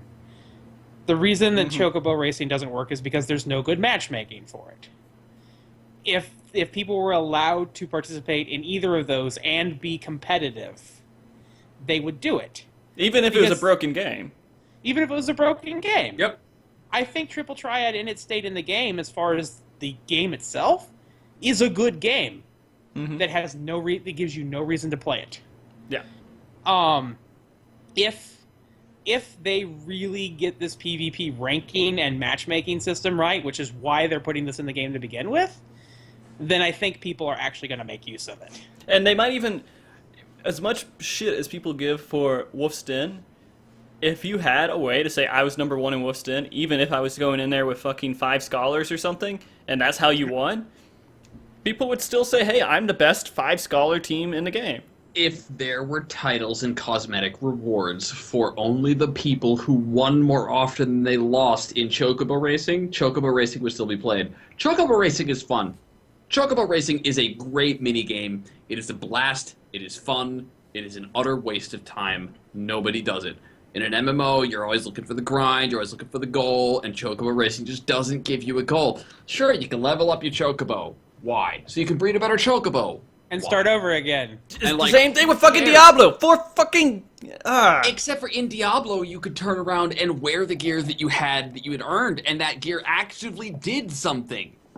yeah, it made you like, beat the chocobo game that was racing slightly is harder. entirely isolated to itself. Uh, If you gave people cool glamour items, even if those glamour items weren't incredibly awesome, but they were exclusive, guarantee you'd see people wear those glamour items. Guarantee you'd see people queuing up in chocobo racing. I can kind of get behind you with that to a point. I think What after a happened- while people don't care about it, but What because they're happened like to it's too hard. I don't want to player-organized do tournaments? it. With fucking yeah, I wanted to see like official support Because I do believe that they said at some point with Triple did. Triad that even players would be able to put together tournaments. Yeah, they said that. That was something they said, and they didn't go through it. Man, it seems to be starting to be a pattern. God, all right, let me close these wounds up. Hold on. Let me close these wounds up. I'm over Triple Triad. I've successfully got away from being upset about that. Give it leaderboard, give it seasonal rewards, give it something exclusive to it. Give it a reason to do it. All Yep. right. No, legit, like, make something in there that people want. Just give, like WoW Arena's dem shoulders, yo. Right. The only way to get that model is by doing that and being that good at it in a competitive arena. Boom. Instant reason to play. Right. And if I could get a coat where I had like minions that were crawling all over me or something, I'm sure somebody would try to go after that. Or if I had, Like, they don't even need to be serious cosmetic items. If I have learned anything from video game communities at all, it is that TF2 is a hat simulator, and that shit is ridiculous. Yeah. I'm sorry, chat here. Dark Aeon, good MGP for what? What are you buying with the MGP? You gotta get the finger mount. No one is actually doing the 1 million MGP grind for a Fenrir, at least not at any kind of scale where they need to develop. That. You gotta get that card. What is The it? Cloud Strife Cloud card? Strife the Cloud card. Neat. Yeah. No, For a but game you're not there- going to play. There are people that are doing that, but it's not such a portion of the population that you need to build content around it. Yeah, Gold Saucer needs more rewards. Gold Saucer needs a Yeah. lot more rewards. And if there were cooler things to get MGP out of, the thing about like if They you need make them competitive MGP rewards. rewards, if you just make them MGP rewards, people are just going to be like, oh, whatever, I'll grind there eventually off of my mini cactpot. That's true. I mean, like that's why you need specifically Chocobo Racing rewards and specifically Triple Triad rewards, and you make them competitive to keep the amount of them small so that people actually want them. Yeah. Load up the Gold Saucer with a bunch of fucking rewards. Do it. Just Do it. and it could make it. You have to be good at what you're doing first, and hopefully, if they can get this right with their minigame and make some sort of competitive system that isn't completely broken, they can pass this on to Triple Triad. They can pass this on to Chocobo Racing, and they can make me want to go in and do it. Yeah. So, and maybe once a month, say, hey, everyone in Idleshire, we're going to have a tournament here, and it's just a big camp that shows up, like Dark Fair. Moon Fair. Yeah, Dark Moon Yeah. Fair. Something similar to that, but just Triple Triad based, once a month, and then all the best players have to come together, or all the players have to come together and try to beat each other once you lose a certain amount of matches. It's like by giving those kind of rewards and having that kind of an event. One of the things that I really liked about a Realm Reborn, one of the very few things that I can say I really enjoyed about a Realm Reborn, was that you didn't have to be doing coil raids to gear up, right? You could gear up in non-raid content and have equivalent gear without having to do those coils. And what that meant was that the glamour was the only thing that was really exclusive about coil. I mean, the stats were mildly different, but in the long run, that didn't matter. Right. And I felt like that was good because it gave me a reason to still want to go do coil because I could still get that coil gear. Like that was something I didn't have yet. I could go grab that if I wanted to play that content. But at the same time, it didn't feel like that content was exclusively the reason to play the game. No. And if they applied that same philosophy elsewhere, and if they like your suggestion here with the Dark Moon Fair thing, with the once a month a meeting where the best players show up and try and kick each other's asses because there's only one of these shoulders being given away this fair or whatever, right? Right. One of these like- Triple Triad card shoulders. Exclusivity would result in desirability. Desirability would result in people playing. Like that's how that would work. Yeah. I mean, and that's kind of what they did with the Triple Triad cards that they were winning from the tournaments. But since the tournament was broken, they had to fix it. Well, Right? the other thing is like the cards That's not the same thing It's as a not visual, title or a right. cosmetic reward. It's not. It's not like people will just notice, hey, he has that card as you run past, right? Like, it doesn't have that same prestige. I completely agree. Now, let's flip the coin here. Some people are saying, and even in chat, some people said this was a complete waste of development time. Do we agree that this was a waste of development time and they should have put in something else that was more, that we value more, like raiding or PvP or whatever? I want to say no. No. I want to say hardly. I want to say that one of the major problems I have with this community, like I'm not somebody who beefs with the Final Fantasy. I had a salty day, for the record. Like, this is the wrong day to talk about the community. Okay. I got vote kicked out of a freaking Neverreap because the white mage could not heal me through a boss fight. Question mark. But other, like, Right. outside of that, like, trying to set my saltiness for the day aside. Put it over there in one the of salt shaker, man.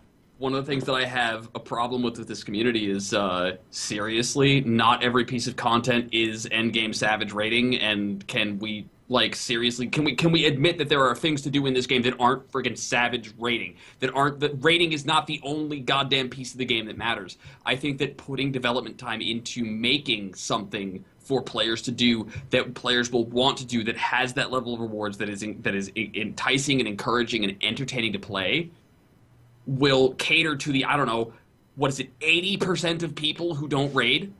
Right. Like, it's a massive portion of the player base, and I think that catering to them is hardly a waste of time. I think that this whole mindset that rating is all that matters is the problem in that department. That really bugs me. Okay, Adagio. What's Yeah, the... I pretty much feel the same way. I mean, no content is bad development time content, unless it's just freaking trash and nobody does it. I'm sure there are going to be people that do this even when it's dead, quote unquote. There's still people that play Triple Triad even though it's dead. I mean, I play Triple Triad every now and then. It's something, again, when you don't feel like raiding or you feel like doing esoterics, it gives you something to do in game that's not just like hardcore progression. I mean, if there's nothing else for me to do in the game and I don't feel like playing something else, I'll go play Triple Triad or something. I mean, it's never bad to have more options in a game, so no, it's not a waste of development time in my viewpoint. I mean, if Pook is doing it, and I can tell Pook that I'm doing it better than he is, I'm still happy. Okay. Poop. But, like, I think the important part is, like, it's Triple Triad. Who gives a damn about Triple Triad? That's the problem. Nobody Right. gives a damn about it. And it's not because there's rating due. It's because Triple Triad was a flop. And it wasn't incentivized well enough, and it wasn't built well enough. And Pook and I aren't going to swap stories about our Triple Triad games. And we're not going to compare Triple Triad scores because neither of us... Because the Triple Triad is just an extra random piece of crap that's just stuck onto the game at this point. Yeah, like when they announced extra Triple Triad cards and Heavens were dropping it, I haven't gone and farmed any of them. I didn't care. Yep. And I remember didn't- watching I didn't Pook care. stream, and there was nothing but Triple Triad for There a was while. I was grinding to get the cards because I thought Yeah. I was going to be able to do something with them, Mhm. and then it just fell flat. There were a nothing. couple mornings where the last hour of my stream was just me versus the Indolent Imperial over and over going for that guy's card. Oh, Yep. God, I remember those streams. I've that done that fucking too. Imperial. I'm with you. I went through that whole same salty road that we all went through when we had that passion for Triple Triad, and it fell flat on us. So, I guess I can try to be a devil's advocate here. Oh, joy. So, with the development time they put here, there are so many little things broken in the game that people are upset about, and that they are like, I don't want to play this game anymore. They would take 2 seconds to fix it. Why don't they just not make a game that will flop like Triple Triad and fix some of the issues that are with the game? Which issues? Okay, I hate that I get dismounted when I talk to an NPC. I'd rather that I just stay mounted. I'd like that I could queue with my chocobo out. Oh, God. Oh, God, you didn't. You did not. I can't argue with that. That's not even fair. Like, that's not even... That show's over. This might actually be an apples to oranges comparison, though, because I don't think the same developers are responsible for the chocobo in the party as the people that are putting together the Minion battle game. I would rather have one more dungeon that I could queue up for expert. I think that one dungeon queued up in the expert would not spice my experience up enough by comparison to a minigame. Okay. Okay. I would You know rather. why? You know why? It's an expert dungeon. How hard is this shit gonna be? I gotta do the same rotations on the same character class to get the same gear. Like, meh. Yes. Loud keyboard you got there. Yeah, sorry. All right. So, all right. We're good. We're good with that. We're happy with Minions. They're coming out. We're excited. Anyone who doesn't, that thinks it's kind of a waste of time. And yes, we are going to bitch a lot, by the way, guys. This is all an opinion-based show. We're not fucking here to give you some sort of facts. Yeah. Who wants to listen to a bunch of people sitting around and going, I like that. Yes, this is. Here's the direct thing that is exactly said that you can read here. I just came back from sucking Yoshi P's cock, guys. Seriously, I Final just came back. Fantasy is awesome, and I can't believe that they didn't do this already. This is so great. Everything is gonna be perfect. Show's over. This is talking about our feelings in the player community within the game. And of course, we're going to say stuff and we'll be passionate about it and we'll complain about it. I just want to make sure you guys know it's going to fucking happen, and that's the point of the show. It's a discussion What is show. wrong with taking a critical approach to anything? Like, what is wrong with asking questions about it? I criticize what I love. Like, I love this game. I love it. I love Final Fantasy. If I didn't love Final Fantasy, I sure as fuck would not base my career on playing Final Fantasy. Holy shit. When you play it as much as I do, and you like it as much as I do, nothing's perfect, and some things stands out, and you build an opinion. Right. The other thing we could do is we could say, hey, let us just sit here and talk about theory crafting and how to edge out a few extra DPS, and people might want to watch it. And I do have some of that stuff coming up, but this show is talking about news and saying our thoughts and feelings. Yep. And I I just think sitting here being. And Dajo's sitting here being, I'm so sick and I don't have an opinion. and maybe you At least Adagio's not bitching about anything, guys, right? I think guess. I think I have a really positive opinion about the stuff that we've been discussing tonight. I just don't know what's coming. Yeah. And I love, and I'm just going to go ahead and say this. I mean, we're kind of breaking a little bit off into a tangent, but I love sitting here and talking to you guys about all of this stuff because I know you have thoughts and opinions about it, except for Adagio. I'm the mindless automaton that pays my $15 a month, and I love everything. That's what they want, right? Oh, gosh. Yeah. All right. So Good. I know going backwards a few steps, I don't think it's wasted development time. Okay. I don't think the things that we need fixed are going to ever be pushed as big patch things. I don't think they're going to announce during a live letter, we fixed the chocobos. They might. Yeah. Can I? Yeah. Yeah, you get your hand up. Let's go. Can I Mudra like? Boom! I said it. Future lag. Mudra lag. There you go. All right, we're going to get Mudra into that. We'll get into that. Let's hold off for a second on it. All right. I have one last question for the three segments we talked about. So the big things that we have to expect with this is, okay, we have, stories included, but stories included no matter what. Void Ark, airship missions, and Lord of Minion. Those are the big three things that they're promoting with this patch. And so is this enough to help with a lot of the... And we got to also remember, they do cater to people. They have to cater to people to make them happy and play the game. That's the business. They have to bring people in the game. They have to want to stay in the game. They have to make people want to come into the game that's not playing the game. Fees. And so when they add things like Lords of Minion, maybe they're bringing more people into the game. They're adding Void Ark. They're giving people something else to do. Same thing with Lord of Minion. And is what they're adding to the game going to make Heaven's Ward that much more enjoyable for all the people who are getting burned out and leaving the game? Yeah, sure. Dajio, give me your thoughts right now. Tell me why. Again, I think it's just going to help. It's going to give people something other to do than cap SOs and raid, and that's it. Because I mean, like I said, I give it right now. I play other games right now because I don't want to burn out on Final Fantasy. I'm playing Metal Gear Solid because I don't want to sit here and just play Final Fantasy over and over all day because I will burn out. Yeah, there's not a lot to do. So yeah, getting extra stuff in the game is going to make you have more things to do, and you're going to enjoy it more. That's just how it goes. I mean... So you're not going to get burnt out on doing the new content within 1 to 2 weeks? No. Okay. Squeegee, you're moving over there. I was trying to point at Pook because I actually like I guess yeah, you know what? Screw you, Pook. You don't get to talk because this is shut response up. to Dodgia. So here Pook, go. Pook, ahead, go. Pook, go ahead. So the people that are raid logging now are just going to continue to raid log. Like if they're already in the pattern of raid logging, they're not going to look at item level 200 stuff from Void Ark. Let me go get it. They know where they have their focus where it's going to be. I think that people are only raid logging because that's all you have to do in the game right now. All you have to do is cap SOs and raid log. There you go, Adagio. Keep it up. There you All right, go. so ready?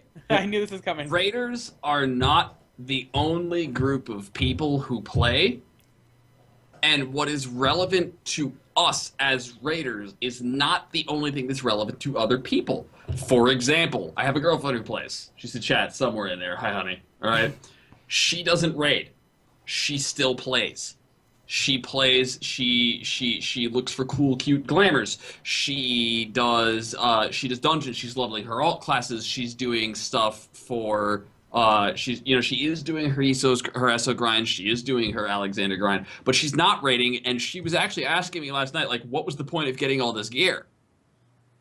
Because she didn't plan on raiding.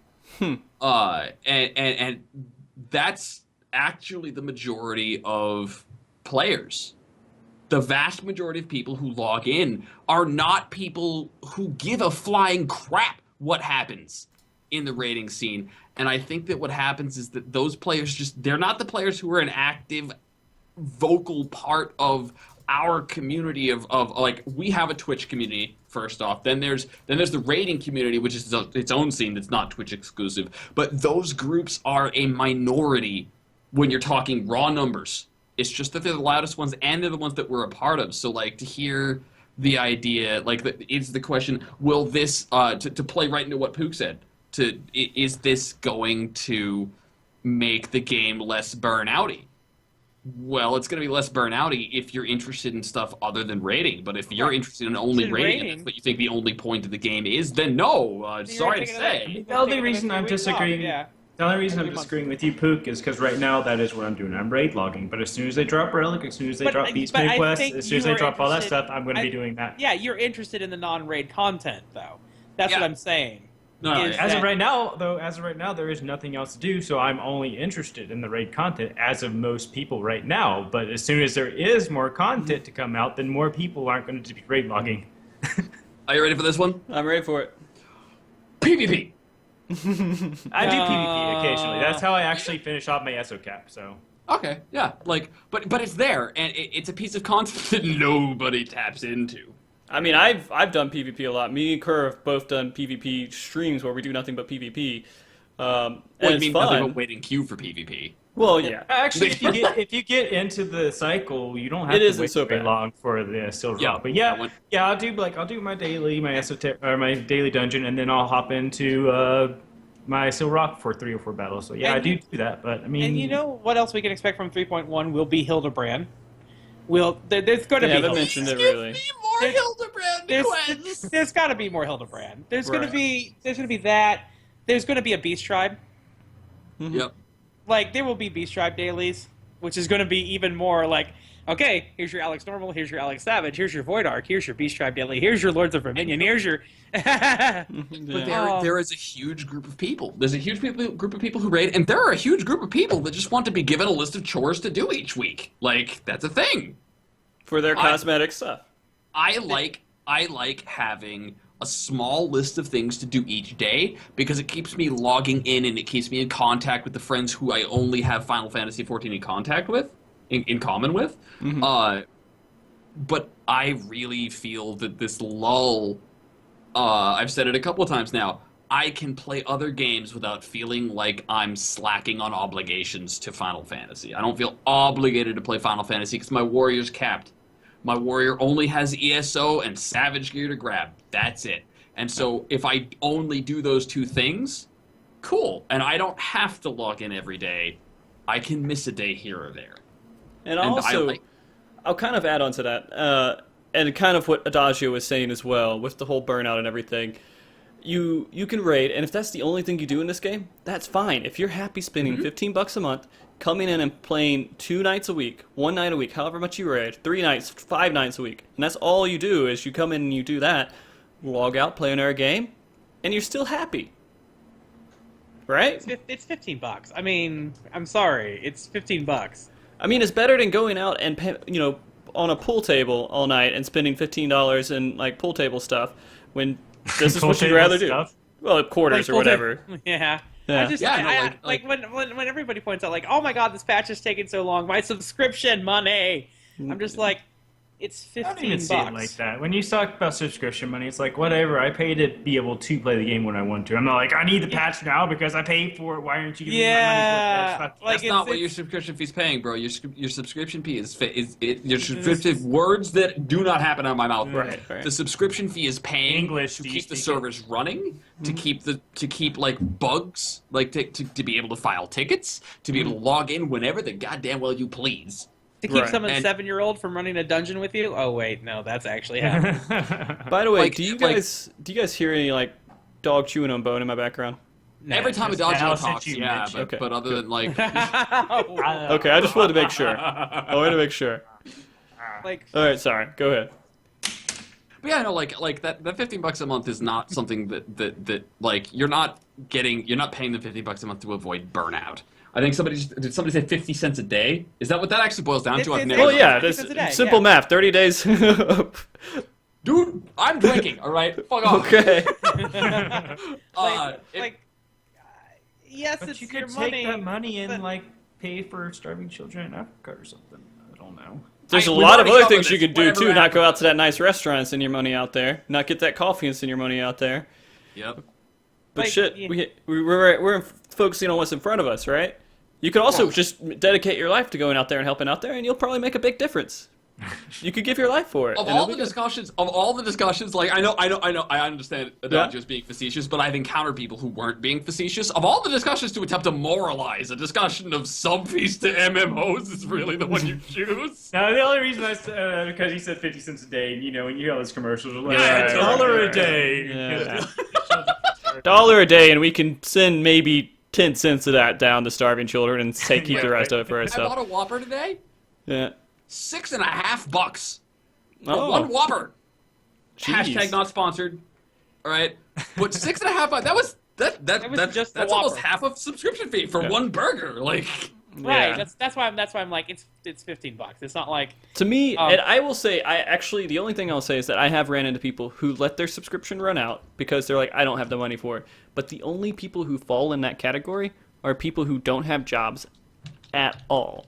Like, they have no income coming in, and they depend on other people, like their parents to give them their allowance. Or they're in college and they don't have a job, they're not working at a restaurant at the same time. There's ways of income that come in for us that makes it easier, but there's just a tiny percentage of people who actually go out there and they literally have nothing coming into them. No parents giving them anything, no anything. They're going to school. And it sucks. But that's the only place I can see where that's a valid argument, but it doesn't still apply to, hey, Well, I mean, we need hey, better if you patches. can't afford 15 months a month, then you should be doing something else with your time other than playing an MMO. yeah, Studying. no, legit. Like, I don't think the subscription fee at all validates anybody's arguments. that, Yeah. but In that realm. that's where I'm like, they're like, but it's my money, and I'm like, you realize that if a patch does come out every 3 months, and you're basically dumping $45 at a patch, you're fine with it because it's $45 worth of content. But like 1 month it doesn't happen, you're like, oh no, another $15. I mean, how many people ran out to buy the Destiny expansion? Like, don't AAA games go for $60 a pop when they release? Yeah, Like, yeah. Isn't that the default price? The de facto price tag is that you pay Yeah, $60 like- for like. I don't know, like. World of Warcraft is like, we gave you 2 patches and now we're giving you another expansion, as in pay for this thing. Yep. Right. Like, okay, it's turning into the year of spend $60 extra on the game. And like that, I mean that has its own reflection on basically that's pretty much AAA industry on the whole. I mean, like you got like football games, soccer games, and shooting games. It's all like, you release the new one every year, but still, legit. Like, I think in the MMO department, it's kind of like extortion when you run it like that, because MMOs are You have to get the expansion. You have to get the expansion if you want to continue to play with your friends. No. And it, like, we're playing this game, like, correct me if I'm wrong, maybe you guys hate your guildies, right?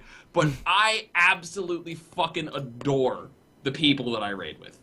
Okay. I love my raiding team, and I would gladly spend I would blow $100 to play the next stage of the game with them if I was guaranteed to play it with them, and if I wasn't gonna get to play it with them if I didn't. I play the game on the daily now because of the people. Like, Yeah. I would not even be logging for my expert roulette today because I didn't need it, but I did it Right. because there was people that you know, like, you're hanging out with Mia, you're hanging out with those. like, No, he's in bed. I'm running with Yumi, I'm running with Robo, I'm running with Jen, I'm running with Sis. You know, I've got my people that I play with, and honestly, like, at this point, I'm paying this money to play the game with them, and that's like for the game companies to turn around and run this like expansion and patch content. It's a little extorty, I'm not gonna lie. But really, I mean, I'm okay paying the money. Okay. So I mean, yeah, whatever. see, I would say that, but I just lost my whole road group, so I'm just literally just paying the I lost game. all my friends. I'm You literally can pay just money. paying. I'm literally just paying to play the game, not even with friends anymore. So There will I mean, always hey, be a home for you with the Scrubs Exactly. Adagio, I promise. If you really absolutely need it, And we if have a you- cardboard box with your name on it. Actually, I if actually have an interview with the raid group after this show. And if you come over to Marlboro, we will pity you for coming to Marlboro. How much? We were not really going to. It was a false offer. I need to know how much. All right, let's get back on track real quick. Let's talk about some of the other side things that were mentioned in a live letter that we feel is actually worth talking about. Relic. All right, no, Squeegee, you said it already. You started off Mudra lag fix. Oh, God. Okay, I do not play Ninja, but you know who plays Ninja? Your My girlfriend? plays Ninja, okay? So, first off, I am, like, contractually obligated to be excited for this. But legit, I feel like I am actually, I'm gonna bitch. Bitching warning. Yeah, alright? it's okay. Bitch. What the fuck is their excuse for letting something so core to a single class go so poorly executed for so goddamn long? I am happy they're fixing it. Don't get me wrong. I would rather they fix it than didn't. But how is this something that comes out now instead of like the month after the class was released? Yeah, I luckily have a level 15 rogue, so I wasn't able to really experience it yet. But I don't know. It was really weird. Like, I heard people complain about it, and then eventually people just accepted it. Well, they started coming up with alternate ways to play the class to Right? Like- compensate. And Like it's like, would be yeah, one Fuma Shuriken's okay if foe's rec isn't up and you're lagging. Yeah, like if it would be one thing if it was clearly the way the class was designed. It was, you know, in the tooltip, like you have to wait, blah blah blah. If you enter too fast, blah blah. Then I'd be like, all right, Square just has bad taste in class design. But this is actually like a server to client communication issue that legitimately hampers a singular class. What? Yeah. Like, how did that not go as this massive issue that the entire company was horribly criticized over for? Why was this not a huge dent to their PR? Because, I have no explanation for because it. using Ninja. using WT Really. Fast is actually accepted and okay. It's like, it's weird. It's like, oh yeah, I use something to reduce my ping, and everybody's just like, oh, that's acceptable. I don't know why this is like, what? Yeah. And like in my girlfriend's case specifically, she has bad internet to start with. I mean, like, horrible internet. Her lag is so bad that on occasion she will hit the A button for her combo, and before the communication between her client, the server, the client is done, where you're supposed to be like, oh, you hit the 1 button on your combo, now it's time to hit the 2 button. 2 button has a little border. Enough time has passed for that communication to go back and forth that she can't hit her 2 button anymore because the combo has failed. Try doing Yeah. Mudras like that. No, thank you. Yeah. I'm sorry. So I am excited for that myself, simply because I feel like, even disregarding the fact my girlfriend plays a ninja, that I think it's ridiculous that such a core element to a singular class was just so blatantly ignored when it was so fun. I think it was like the second most important patch note there. Yeah, I mean, Yeah. I seriously don't know how that thing kind of went under the rug and people just kind of accepted it and kind of kept going with it. Because, I mean, you see Machinist, Dark Knight, and Astrologian. you don't get enough of complaining about from what they said. Oh, this sucks, this sucks, this sucks, and those things got fixed. Most of them got fixed that were actually needed to be fixed. I mean, Machinist is still in the game, so it's not fixed, but Machinist is amazing. it is Pook. amazing. Come on. I will mean, say, though, those probably people something said that wasn't helping. Oh, go ahead, Adagio. I don't mean to talk over you, please. You want to say something? No, Dajo, you fucking did it. You're talking now. No, I was gonna say most of the problems with those three classes weren't like a lag issue. Those are skill issues. You can fix those a lot easier than you can fix a lag issue. So that's why those three got fixed first. Because when it comes to lag, that's server issues, and they have to work that out. That's the way the combo completely worked, different thing. they would have to change the way the combo worked. I don't know how to fix that because I don't play a rogue. I don't know if that's something that's even possible. It's two things that I, as far as I understand things, it's worth knowing I don't play Ninja. All right, before I be like rails on here. The thing being that with the other classes you needed balance changes, but with Ninja you needed to have it was a communication error between the client. It was very poorly, very horribly. It wasn't efficient at all, and it was very poorly constructed so that you could enter your commands too fast, and the client would accept those commands, but the server would tell you to fuck off. And it needed, for all I know, that for everything I know, fixing that could have required a legitimate reconstruction of the entire way that skills were sent to between servers and clients. Oh, Like, for all I know, that was not a minor fix, and that could have been legitimately what 90% of the patch budget was spent on. Oh, You wow. think 90% of the patch budget was spent on this one that's coming up now? I have no idea. Because that is all under the hood stuff, and it's not actively changing any of the variables, any of the values. It's not like it has changed the ninja skills to work differently like they did with Dark Knight or with Machinist. It's not as if the values were out of par and out of sync and it wasn't balanced. It's a legitimate under the hood, under the surface programming issue that needed to be fixed. And I, for one, think it's really great that they're willing to tinker at that level of the game's code to fix something. All right. At the very least. Like, I will give them that thumbs up. Okay. We're good. We're happy with that. That was really, really good discussion on Mudra lag fix. Well, I'm sorry, none of us are ninjas, though.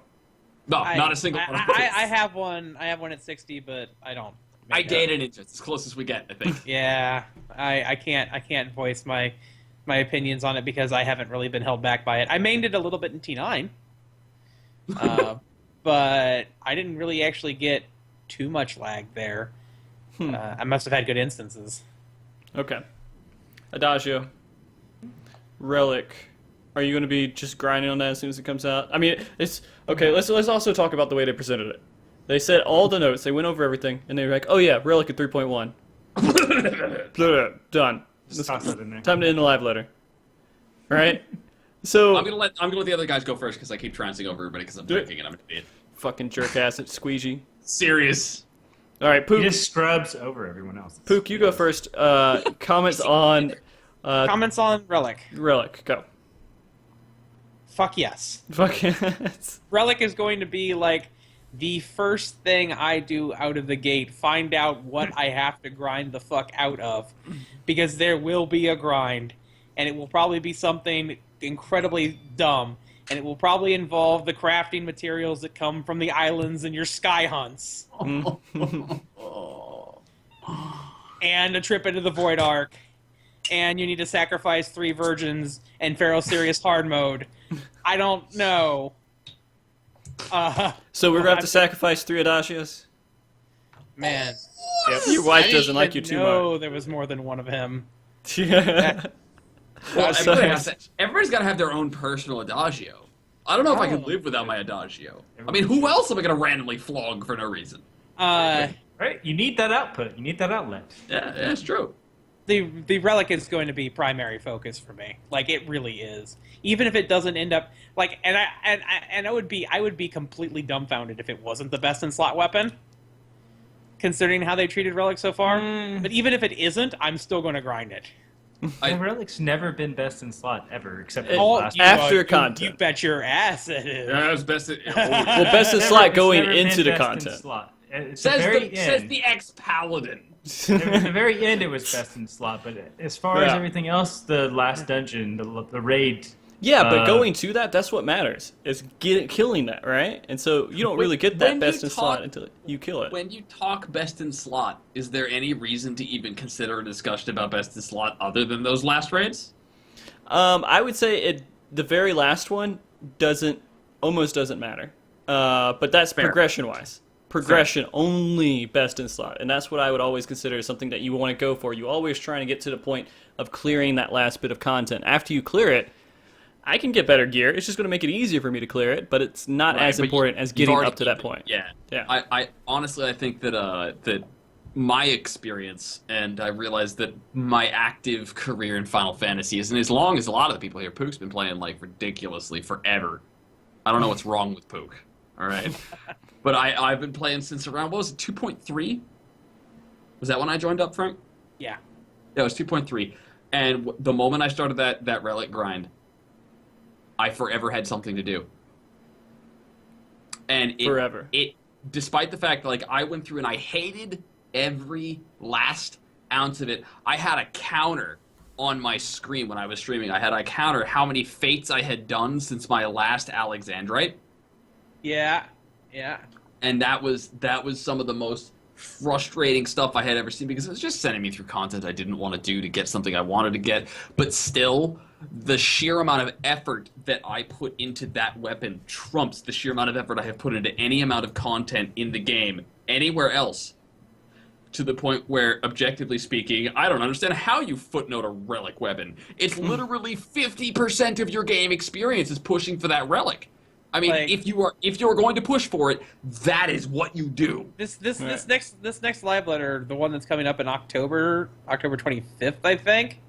Like, they better have like fucking dancing girls revealing pictures of the relics and like seriously. Oh, they're gonna have the release date on the 25th. They'll tell you the date by then. I need a specific date because I'm planning stuff around 3.1. It's not fair. But yeah, like the relic probably should have been front and center here. I think they gave Lords of Minion way too much time. Nobody cares about Yugiri's stats.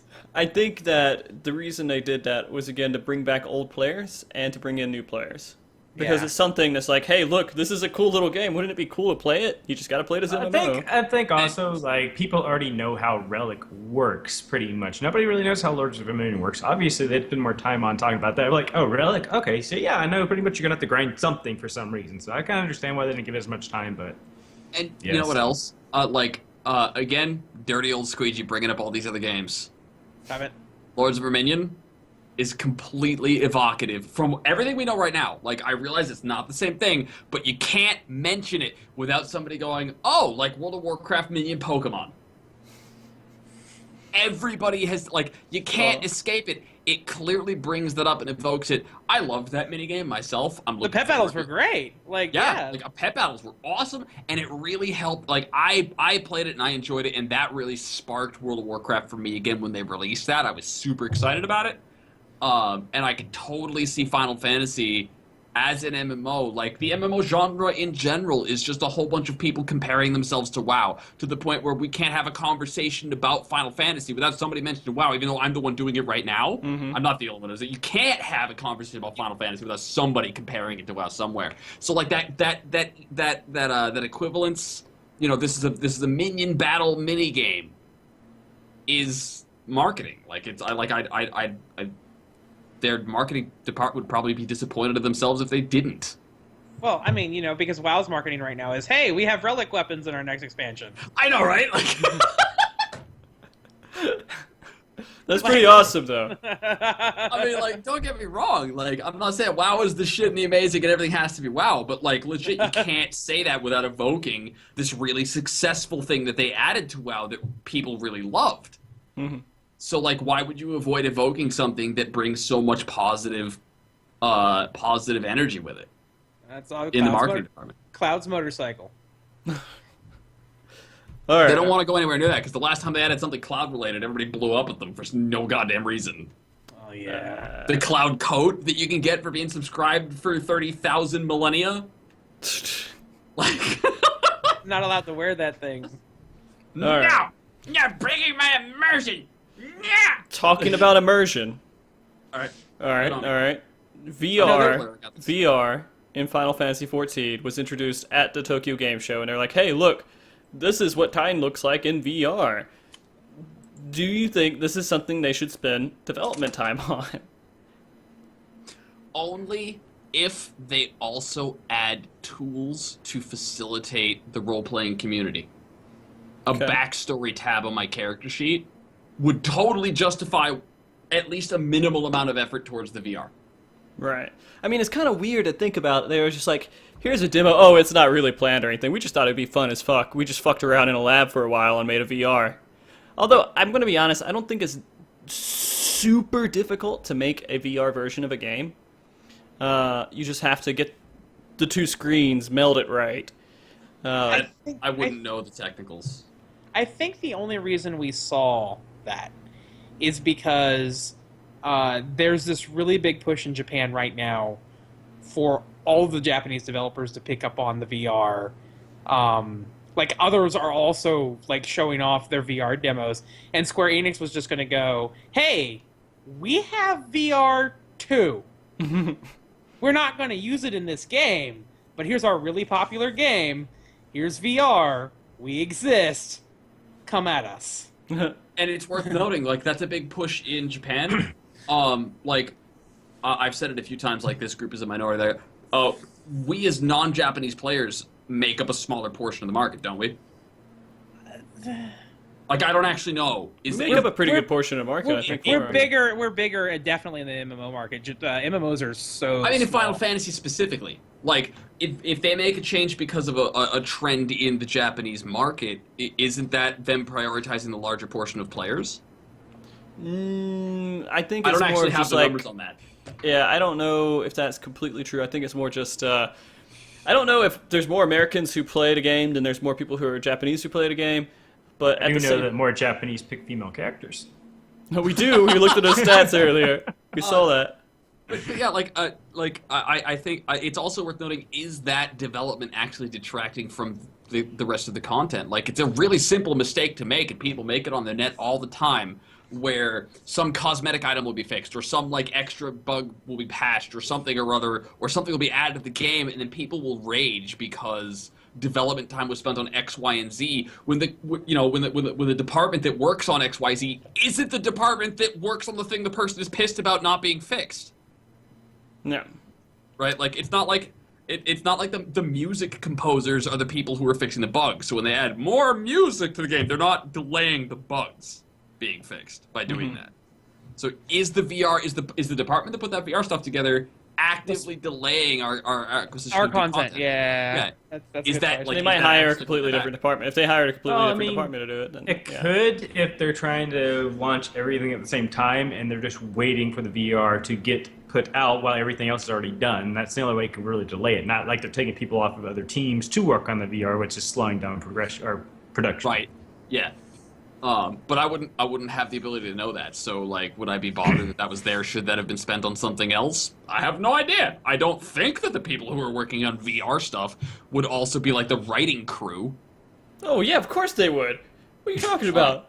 I know, right? If you're a writer, you're a VR programmer. Mastery of Fox the working on Japanese/English languages totally enhances my understanding of virtual reality. I couldn't understand virtual reality if nobody had communicated to me in either English or Japanese. Correct. Okay. Real quick, was there anything else in the live letter that you guys wanted to talk about? Can I just take one last opportunity to express my frustration that I still don't have a release date? No, because we know it's November Oh. 10th. Squeegee, it's November 10th. It doesn't have to be earlier or later. I just want to know specifically, because I know for a fact if I plan my shit around the 10th, it's going to release, like, the 7th. Yeah, there's no way.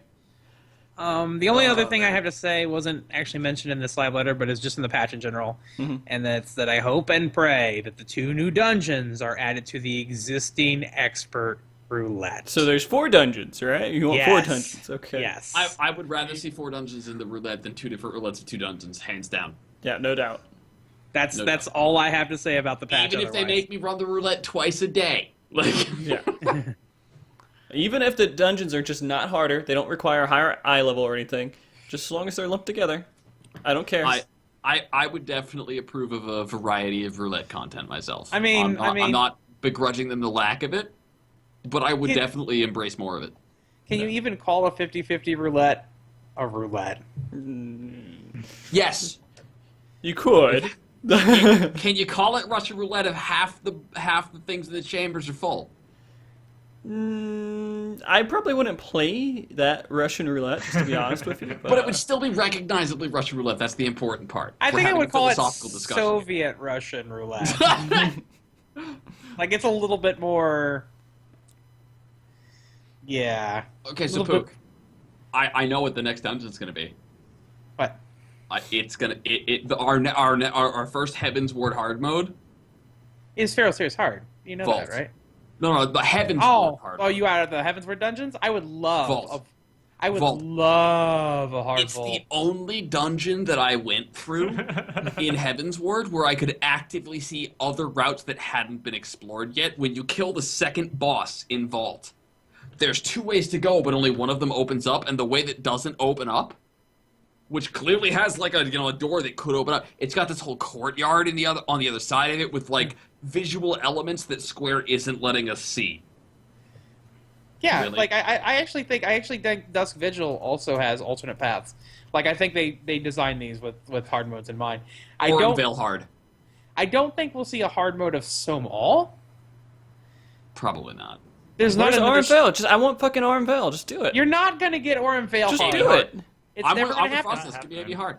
Oh, AV was not designed originally to have alternate paths in it. It wasn't built Right, that yeah, way. that's just it. It's like, actually I one of the looked- 1.0 dungeons. It's not gonna... I looked at Vault and I saw alternate paths that had yet to be used.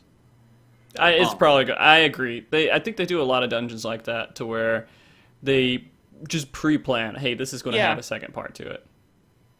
You know what they're not telling us is that there is a third dungeon in the roulette, in the expert roulette. It's not one you unlock, it's just one that you might get, except RNGesus hates everyone. There's a Everyone. third We've dungeon never there. got it to pop. Nobody has it.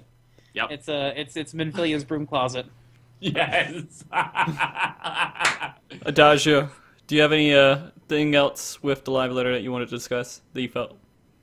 No, you're content. You're like, where's my NyQuil? Yeah. He's just Hey, happy he's not Don't a make paladin fun of anymore. the sick people. Yeah, paladins. That is actually something I would like to see. Making fun of sick people? That too. No, but I feel like is this the time to move into stuff we would like to see but aren't going to anyways? Yeah, go ahead. If you want to say stuff that you'd like to see, but we'll see anyways. Free vault commando I right would now. love to see either through changes to the content or to the class. I would love to see Paladin be relevant. And I understand that Paladin's irrelevance is not because Paladin's a bad class. It's because the other two classes are sufficient and bring to the table useful things that Paladin does not. Right. Warrior, your combo is Dark Knight Warrior because Dark Knight excels at magic resistance, and Warrior does really good damage, and that's all you need. And like Paladin's uber resistance tank, like they are easy. Like it's harder to kill a Paladin. They are rougher and tougher than a Warrior is. They just don't bring the damage. But Warrior rough and tough is sufficient, and so there's no reason to bring a Paladin. The only reason, aside from that, is that a lot of in-game raiders used to solo tank these dungeons because they had a paladin, and paladins take more damage. Whereas you cannot solo tank any of these new things because you have to have 2 tanks for these things. And at that point, the 2 tanks are living through anything a paladin can live through. Plus, they bring extra DPS. So why not have a Dark Knight Warrior? If you could have a solo tank paladin, people would run that comp. Every single freaking day, but because like legit, if you can have one tank and replace that warrior with like a dragoon, as much as I love warrior and as much as I think that Fell Cleave is like 6 atomic bombs stacked into 1 pixel, right? Like a dragoon is still gonna out DPS me, unless it's in Duty Finder, but that's not the point because we're talking raids. Right. Now if Paladin brought a buff to the raid, maybe a buff that would make say ninjas more interesting as a comp. Like if it was an alternative comp, if it interacted with classes that don't see compositional presence right now in Savage. Ninja sees presence. I honestly haven't with seen it, but I don't Warrior. follow like. Yeah, you'd want monk. You'd want some kind of monk paladin synergy. Would it be? Yeah, But you get the idea, like, those classes that aren't really seeing a whole lot of push right now, getting a buff from Paladin that made those classes in combination not only viable, but really cool and fun to play, and interesting for groups to go in, that would be how I would choose to fix that. But right now, I think that, like, Paladin is just irrelevant because the other two classes are good enough and bring something Paladin doesn't. I don't know why they chose to go down the whole route of, oh, we don't want there to be a solo tank in these raids. We want 2 tanks. I don't know why they are forcing that specific comp. They did because the main tank off tank is pretty classical MMO structure, and they're enforcing that. Like, that's not new. It's funny that you would bring that up. Like, why? I don't know, but I never questioned it because every game I've ever played that had more than a single, like you had your dungeon party content. The moment you step up, you have 2 tanks. You have a main tank and an off tank. And I mean, just, at this like, point, it's not even like main tank, off tank. It's, oh, this tank takes like this ad first, and you hold it, and then the next spawns, like as far as A1 Savage, you have your main tank, quote unquote. You're the first one to pull the oppressor, and then as soon as the other one spawns, then you have that person tanking you.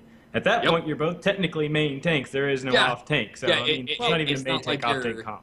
There aren't a lot of fights that have you bouncing between, like, just being the guy who takes the tank swap for the debuff to fall off the main tank, for instance. And then going back to just being a straight DPS. And I think they avoided that this time around because in A Realm Reborn, when you could solo tank it, like, they, like, being able to just taunt off of the tank and tank swap and then pass it off, everybody just really felt like they wanted a DPS. Now we're in this weird spot where they gave us a tank that could be a DPS sufficiently. That could, you know, like as a warrior, I'd totally take off a paladin for a bit and let the paladin's buff stacks fall off and then go back to DPSing when he's resuming tanking. And my class is built for that, but none of the mechanic fights allow for it. I think they really need to revisit the whole physical damage versus magical damage thing. Yeah, no, that's the whole thing. In general. Like, totally that's one of the things holding Paladin back is because a lot of the attacks, actually all of the attacks pretty much, in Savage are magical damage tank busters, not physical damage. Plus, they're not bringing DPS. So it's like both those things combined. But if the game is going to split physical and magical damage, then it needs to give tools for both physical and magic damage to all of the existing tanks. Maybe not completely balanced in that way, but Paladin still needs. It's essential to not go down the road of, like, you've got, like, Dark Knight is uber magic resistance and Warrior is uber physical resistance and Paladin is 50 of both. It would be fine if playing more than one class in this game was allowed. Yep. Not if I could say pound out my paladin and gear him up and not sacrifice my warrior stuff because I'm a warrior main. Right. Yep. I mean, that's a big thing, too. Like, when you got main tank, off tank comps, and you have someone who gears up and you're like, I'm an off tank, I'm putting all my esoterics into being an off tank. Then, oh no, well, we can solo tank this, so we only need you for one fucking fight. Right, like, if you were allowed to take advantage of the armory system and say, okay, our party comp is changing to fit this fight, and I'm taking this new role in the new party, fine. Yeah. But this game locks you into a class. With the esoteric system right now, it does. Yeah. And then that plays oh so beautifully with the way that the community tends to, like, you know, you got those guys who pioneer, they plow ahead, and they get the A4 kill, and they clear the Savage content, and this is how they did it. And that becomes the meta. And there's nothing wrong with having a meta. It's just that having a meta, then it basically and silently squelches alternative explorations. So for all we know, there are raid comps that rock Paladin. Like, what? But we've never seen them because we've never had a reason to, because that's not what the meta dictates, because that's not what the guys who eke out that it's not the supreme optimal 0.500003% extra DPS. You know what I mean, right? Like, it's not that hardcore. Paladins are viable in Savage, sure, but they're just not putting out as much DPS as a Warrior Dark. They do pretty good DPS as a Paladin. Yeah, they do good DPS, but they're not doing as much. That's what it comes down to. And so you don't see those hardcore, top-notch, world-first pushing race groups using that comp, and everybody just imitates those guys. Nobody actually stops to work through their own stuff or see if this class works, and then paladins are crap, guys, and it's terrible. Yeah. I hate the MMO community. I love you guys. You guys are not the MMO community. No. We'll stop with the tank discussion for now. Yeah. We'll hold off on it. That was a good tangent. We gotta call the tank discussion. That has to be for a tank show. Yeah. We have a tank show coming up. Or the Savage show coming up. Already Savage show coming up. That'd be a good one too. But We just had it. We just had the Savage show. Adagio, you own a house right now, right? Yeah. And so when you quit playing, can you tell me where it's at so I can take it from you? Because we're hoping that that's a chance that we're going to be able to do that in 3.1. First off, I'm not going to quit playing, and if I did take a break for 2 or 3 months and came back and my house was gone, I would be extraordinarily pissed off at I Square would Enix, own and it. I would probably freaking not play the game every day. Because that would piss me off that much. Well, you should I fucking mean, quit you for 3 work bucks. so hard. No, you work so hard to get your freaking house. What is it, 15 mil? Sure, that's not a lot for some people, but, you know, a lot of other people, that is a crap ton of gil in the game. If you work that hard to make that money, it doesn't matter if you take a 3-month break. It doesn't matter to take a 6-month break. When you come back, you bought that house. It should be there, and that's just how it is. You spent the money for it. It is. I'd be pissed off if I spent my money on it and... They just need to introduce rent. That's all they need to do. Just fucking rent. You don't pay the rent, then you're out. Dodgy buddy, I love you, but you're wrong. Yeah. If you're not doing anything in the game, I totally get where you're coming from. I'm just being an ass. I'm on the other side of this line from Adagio. I think that if you don't log in, you having that plot of land is actually impacting the game of people who are playing by reducing the availability of land, which drives up the price of land. And that's actually inconveniencing people. You're not even like there are probably lots of people who bought a house and just never logged back in after a couple months of playing because they burned out or whatever, right? And they're not coming back. but it's stuck there forever. And it's stuck there forever, and that is actually the houses should have got it when they could have. hindering my game because I can't find a house. How do you to bring? buy because Okay, there's so always- Adagio, You should have been able to. You should have bought a house. how appealing is that to people who are just coming into the game? Yeah. You just joined the game. You weren't there when the house. Oh, was fuck sold. you! You didn't play what I did. I got the house. You don't. By the time they get there, there's going to be Ishgardian housing probably that's coming up, and they're probably going to expand housing servers. So And like this is where like I can totally see where Adagio's coming from because on the flip side, like I can't pretend I wouldn't be mildly annoyed to come back after 3 months of absence because I waited for a content patch to hit to find out that my house had been bought out from underneath me. But at the same time, if I had been told ahead of time, yo, you don't log in for 2 months or a month and your house goes up for sale, I wouldn't be upset because I knew what I was getting into. I knew what was expected and I knew what was going to happen ahead of time. Yeah. Then I wouldn't be upset. But if I just like logged in one day randomly and poof, my house was gone, I'd be pissed. Yeah. But at the same time, like, I am all for that change because I don't like the concept of people who are playing having their game being changed by people who are not playing. If you're not playing, you explicitly should not have the ability to impact my game because I am playing. Yeah, I agree. Pook. You're with it, man. Fuck you, Adagio. No one cares about you if you lose your house. He doesn't care because there's a Marlboro where there's always a house to buy anyway. I think the thing is that, like, you know, in games like, you know, World of Warcraft, you expect your character to always be there, even if you stop playing. So you expect server-related things to stay, and maybe the house is, you know, something that could go along with that. But we're talking, like, how many plots are there even on a server? Like, this is already a stupidly low number based on the number of people that play this game. But if they had too many, then it would be less desirable.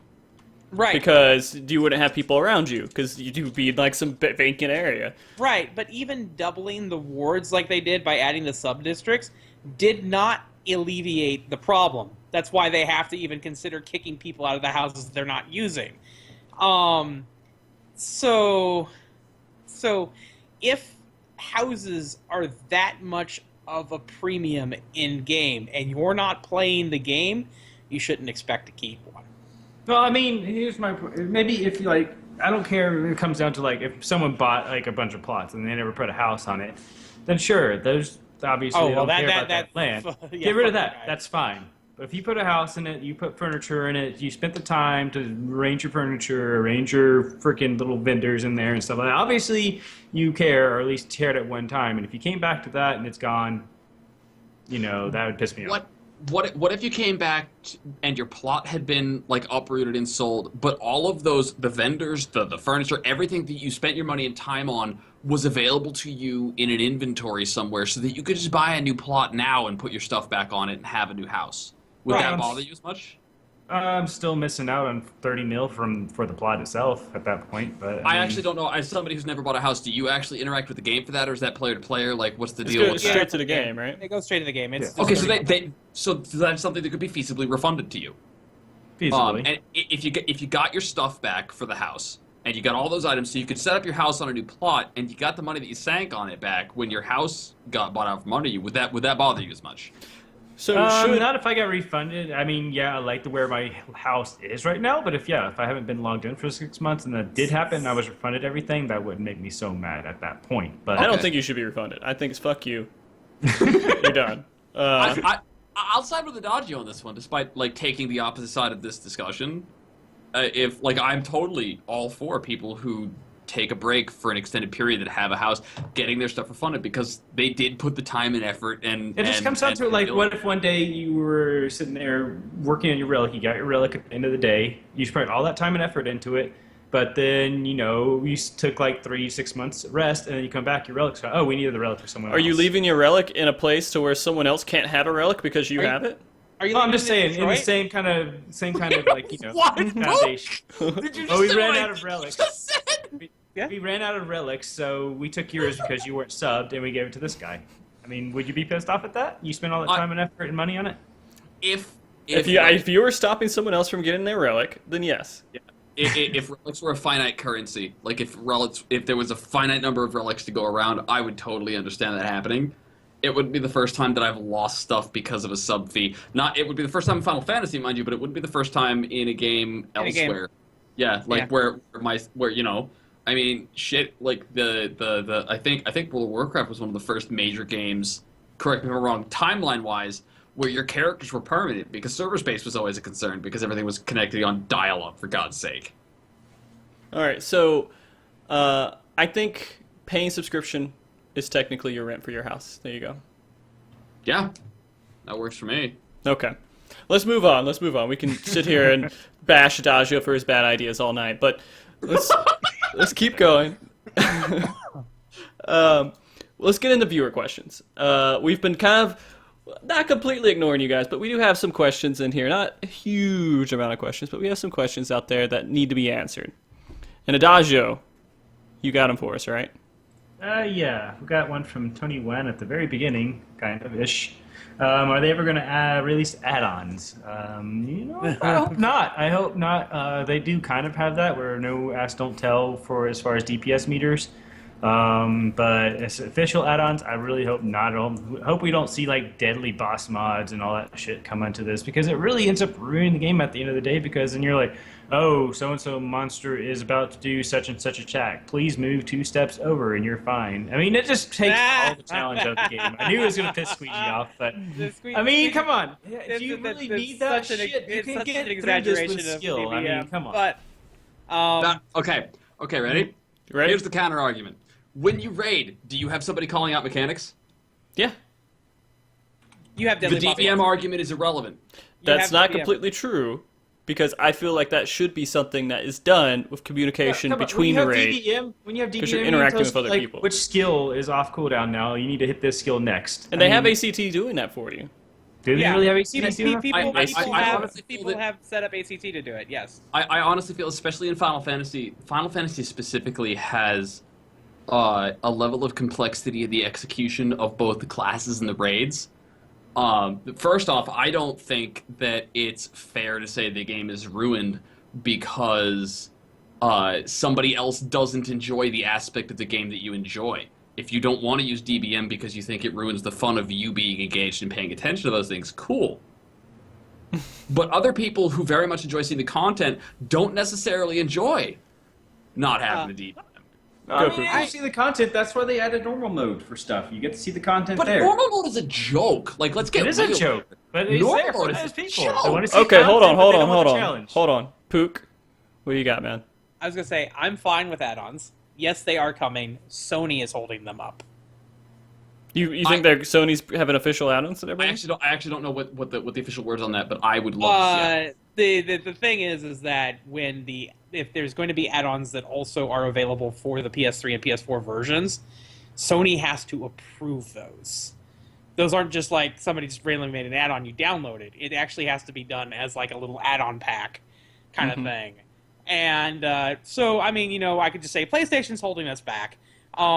But it is something that just keeps getting pushed back because they're like, well, we need to work out with this, we need to work out with this, which really means that it's going to be interesting when people do start developing add-ons that need regular updates, like our own DBM equivalent. And then PlayStation's either not going to get it, or... ACT is currently essential. For I will say hardcore it's progression essential rating. I for don't have a DPS. For hardcore progression rating, I am willing to put a lot of money on the idea that nobody has cleared A4 Savage that didn't use ACT. Or No, some that's equivalent. probably true. And I feel that it is a severe lacking in the game's design if they put a fight like Faust in front of us, but do not give us a tool to measure our how we're going DPS. against Faust? Yeah. Yeah, no, Like- and they're doing that. They're finding ways to help with that by putting it in, Yep. with target dummies and stuff and telling us how much damage we do. Do I think the add-ons are essential? No, outside of this obviously glaring hole here with ACT and fights like Faust. Well, But am I that- excited for add-ons? Yeah, like I don't see a reason not to. I think the reason they're going to go forward with add-ons is to protect people so they don't have to download third-party programs. You can get an add-on that's basically going to work with the client, has been scanned, has been approved, isn't going to... Like, ACT's not wrecking anybody's system. Yeah, no, I'm not... ACT Yeah, that does not mean throwing ACT Right. under the bus and saying... Right, yeah, no. But- ACT's not hurting anybody, but there is a certain level of comfort and safety that comes with Square and Sony both saying, hey, you can click our button, we've approved this is good, right? Yeah. And then eventually those things will become features I- in-game, like WoW does. Yeah, and I love the way they have it right now. I love it where they say, hey, we don't support it, you probably shouldn't be using it, but we're not going to do anything about it. And the reason I like that is because I'm not required now. Someone can't come to me and say, hey, if you don't use ACT, you're shit and we don't want you. I'm totally with you on the idea that I don't think anybody should ever do that. However, ACT is essential for Savage rating, regardless of whether or not somebody says that to One you. person needs to have it. I think that's the minimum. I don't know if anyone And needs like, it more you than one just need to person. have access to the information. Totally Yeah. agree with you there. But I do feel that I'm going to disagree with you on the idea that I don't think there should ever be a part of the agreement between me and Square that is not clear cut and very well defined. And currently, damage meters are part of a very unclear cut where we won't come after you unless you're an asshole. It's legally clear cut, but it's not. Yeah, right. But It's but, not like, enforced in a clear-cut way. right. Yeah. I don't feel like for instance, I'm a streamer, and I am running ACT. I'm not putting ACT on my stream, despite a lot of people asking me to. I haven't quite made that leap yet, even though I've seen other people do it, because I don't know. Like I understand like the implication is XYZ, but like I need something a little more concrete than it'll be kind of like this, but we're not talking about that. Like I wish that there was something a little more clear cut and a little more black and white regarding the rules about damage meters and so on. And I think the add-ons thing will help fix that. But I could totally see where you want to avoid the cultural norm that you see in WoW, where link me your gear score, link me your gear score or get the fuck out is a mentality that should just burn in the fire. Well, yeah, I and I hate hate that saying, hey, you have to use DBM. If you don't use DBM, you're a horrible player. And that's what WoW turned into. I totally agree with you. I think that And they made the mechanics in the game go around DBM. I think that anybody who says, "Hey, you use DBM, you're horrible," is just as bad as anybody who says, hey, you don't use DBM, you're horrible. But I will say, as somebody who has run a lot of raiding guilds, like especially in WoW where this is a thing, I asked people to use DBM because it avoided the situation where I had to look the one actually horrible person in the face and go, dude, what the fuck is wrong with you? You have 2 buttons, and you have to use them in an order along the lines of 1 2 1 2 1 2 1 2. Why aren't you doing this? Mages, right? Like, but I would never look at somebody and say, you don't use DBM, you're horrible. Yeah. I just blanket ruled it because it is so much easier than dealing with the one guy who's bad and saying, get the fuck out. And I'm somebody who, anybody who knows me will tell you, I will sit down and say, dude, you're holding this back. I'm sorry, I gotta let you go. Yeah, Wyvern though, like who do you give the responsibility of deciding who is and isn't underperforming? Who do the DPS have to be held responsible to?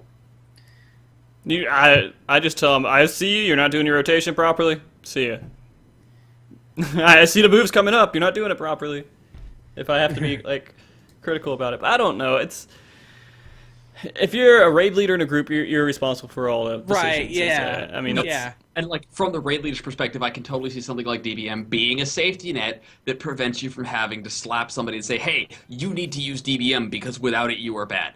No. There are just players who hope- wouldn't play it without DBM and wouldn't I cut mean, me. I know add-ons are coming. I just hope it doesn't ever come to the point to where you have to have said and said add-on to be able to progress. if there's in the anything game. officially supported, it will happen. I mean, I know that's kind of where it is. Like Yep. right now, you have to have ACT It is a in the raids because you need to know how much DPS is going out. Like But I'm I mean, yeah. I am totally with you, Dodgy. I resent the existence of that culture, and I don't like that people act like that, but I don't have a solution to it. It is what it is at this point. And the only thing I have to say is that I don't have an issue with the DPS meter in game. I don't like the fact that the DPS meter will continue to exist outside of raids. That, oh my god, I want to throw people out of a window off a 16-story building and watch the blood splatter. It infuriates me when people Like, I get don't so think mad it's about like DPS meters and experts. What the fuck? Right, like, and I don't think it's going to turn into like, oh my god, they're gonna kick me out of every group. Like, people do come up with like these panic stories about how bad it's going to be, but I can tell you that I've gone back to playing WoW recently, and I have been running random WoW dungeons where there is actually just, it's not even like, it's just accepted now. There's one person in every group that posts the damage meters after every boss fight in leveling dungeons. Then they get They don't banned. say anything about it. They just post the damage meters. Oh yeah. I Oh mean, well, when it in comes WoW, down to- yeah. When it comes down to DPS And, like- meter, it always comes to So, the like, point of like, oh, it's who's like- doing the most DPS? It's like, So it I'm does doing top happen. DPS. I'm It just- awesome. Yeah. And you know what, Adagio? That is. How, I know how this many guy- tanks? How many tanks in a raid? I know. Okay, I know this one guy though. Seriously, when we're playing WoW, I know this one guy. That's all he cared about. He's a shaman. He just sat there in the back and cast. Stood there and fucking cast. Didn't have to do any mechanics or anything. He's like, No. look at these fucking numbers. Like, I'm the top DPS. I'm the best in this fucking game. Y'all all fucking suck. It's like, dude, everyone else is dealing. Then you with don't have mechanics that and guy in your shit. group. It's like, dude, get the fuck out of Like, here. yeah, no, legit. Like, how many tanks in a raid? 2. What are they doing? They're holding threat. They're not in competition with each other. They're just holding threat. They each of them only has their job to worry about, and their job is not in competition with somebody else's. The healers, as long as everybody lives, nobody gives a shit, right? I mean, that's the bottom line. If you didn't run out of mana and you kept people alive, Said same guy was also about the HPS meter. Look at my fucking heals, top beat. I know, right? Like, get the fuck out of here. It doesn't even matter. You're over here Nobody like cares fucking about that. shit. But Yeah. in the case of DPS, there are 4 DPS, and all those DPS have the same job. They all have the same job, and that job is damage per second. And so who's doing it better is innately a part of something those DPS are concerned with, because that's their measure of performance, is in competition with each other. As a tank, if I didn't die, A, I have a good healer, and B, I'm probably doing something good with my cooldown management. And if I didn't lose threat, I'm golden. It's a pass-fail. It's a binary proposition. DPS is not binary, it's comparative. And it's because there are so many DPS in a group. Okay. See, I think it just comes down to the point, I guess it's just the way the fights are made. Like, say something like T9, when we got to the last phase, our raid leader was like, okay, DPS really does not matter at this point. It's mechanics. Do the dance, don't worry about DPS, just do what you can. And that's a fantastic mentality when it comes down to it. And I know you can't do that with the Savage as it is because of the hard DPS checks, but it's just like, that's, I think, makes a more interesting game when you Well, they have. keep- I mean, that's fights every based- fight. If they Adagio. keep relying on the lazy design of Hardened Rage. I mean, that's No, A3 that's has legit. that. That's what A3 Savage is. Hardened Rage, Hardened Rage, Hardened Rage. They're all Hardened Rage. If you don't I get wouldn't- enough Yeah, like, DPS, okay, Well, so in like, the very end, it I'm, is? I'm willing to make myself the butt of the jokes here. My rating static hasn't finished A1 Savage yet. Our record completion was 36%, and we hit that last Thursday, and we were super excited about it. We haven't worried about DPS since Faust because we're still learning how to go through that cycle of mechanics. Right. That's the fun part. To me, pushing that DPS level isn't nearly as fun. I'm very much all about getting that like Frank, I will say some of the most fun times I have ever had rating were with you in that static. Doing A9 or doing not A9. Yeah. Doing T9. the ninth T9. T9. Thank you.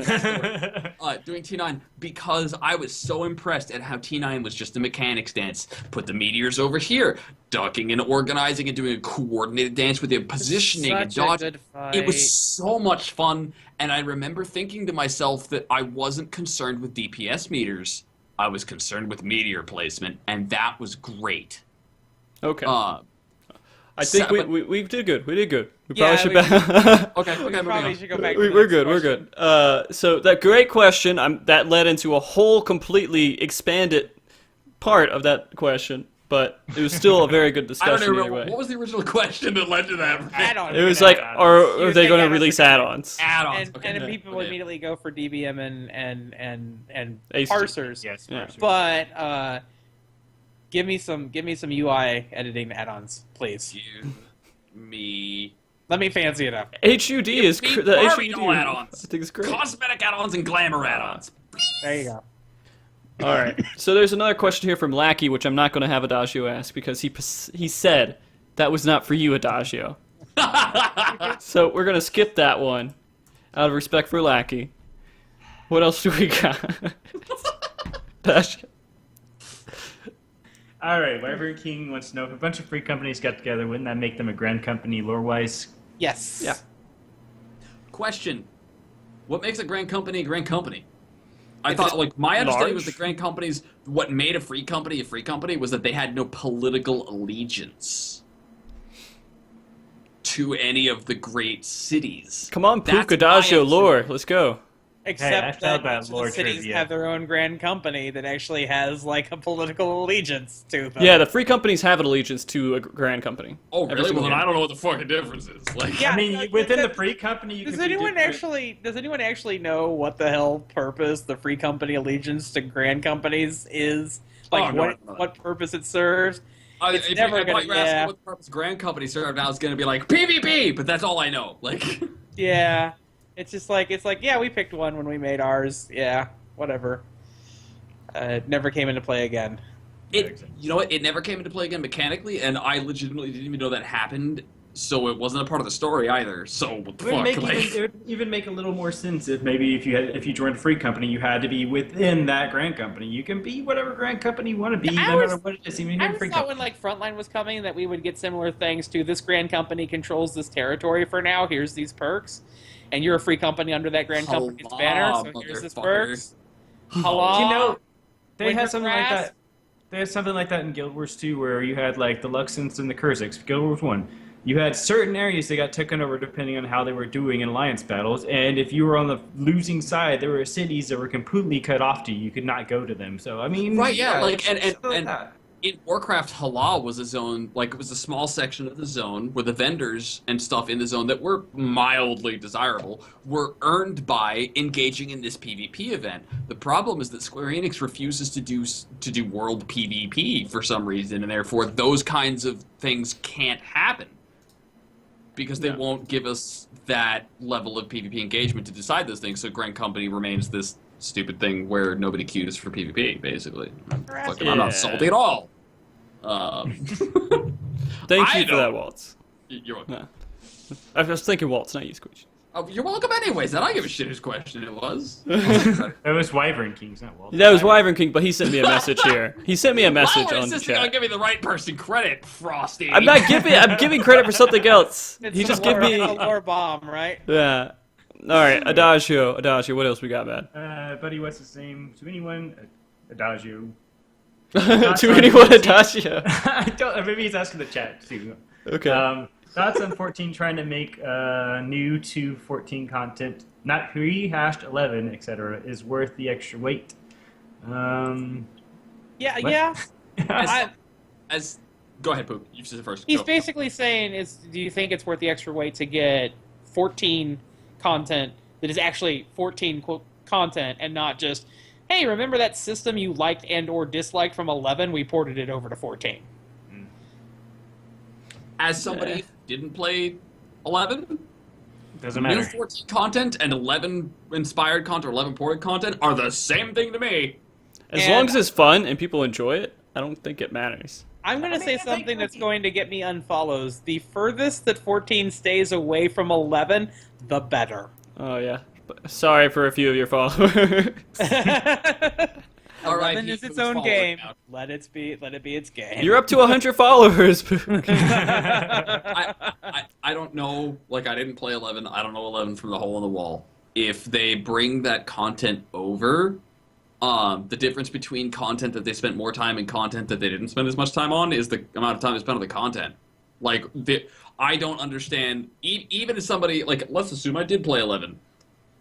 If they ported it over and it took them less time, it's content to play in Final Fantasy 14. It's new content in 14. Like, it's sure. At most, I can see somebody saying, "I did this already in 11. I don't want to do it again in 14." It's repeat content for me, cool. But like the originality of the content has never been something I judge the content on. If I was going to judge 14 on the originality of its content, I'd be nitpicking its story from 7 Ways from Hell. Like. Right, and I think that again, if they put a system in here that's exactly like 11, but it's fun as hell, Yeah, I don't give a content. shit. It's good. Yeah, I actually disagree with that, Aracella. Just because it has the Crystal Tower doesn't mean the fights are the same. Oh, same Yeah. name, same skin. They did change. It's like Ifrit was the same thing. Like, Ifrit in 14 is nothing like Ifrit in 10. It's a recycled name. It's one of the things that ties the series together. It's just reference. Referential stuff. is and great. nostalgia I love that brings tons of people into the game. Like if they like flat out give me the motorbike escape, like, you know, as it was exactly in 7, then it'd be like, you're being fucking lazy. Yeah, like, but if they reference it it- said here with Ravana being completely new versus like an Ifrit fight, I thought both fights were fun despite where they came from. I have never, in all of my years of MMOing, done the Ifrit fight before 14. I don't know what people are talking about. Like, now, my only complaint about the recycling content is that they're not recycling content from Chrono Trigger. Fair enough. All right, what else we got, Adagio?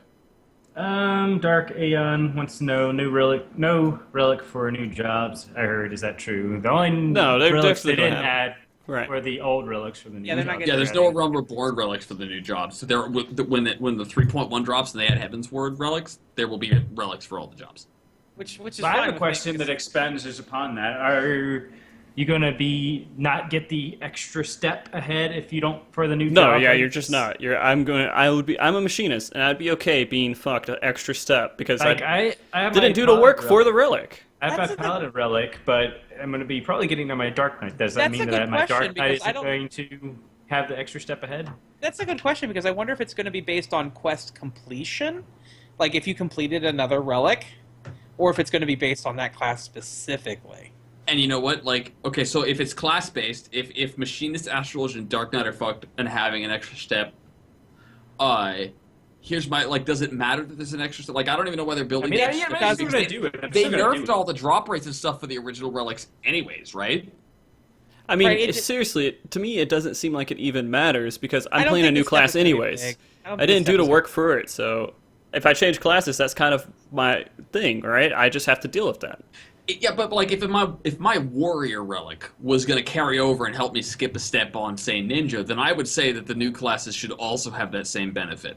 But if it's going to be just like, if my warrior relic doesn't help me in ninja, then who gives a damn that you don't have a relic to carry over from? It's a new class that was added this expansion. Yeah.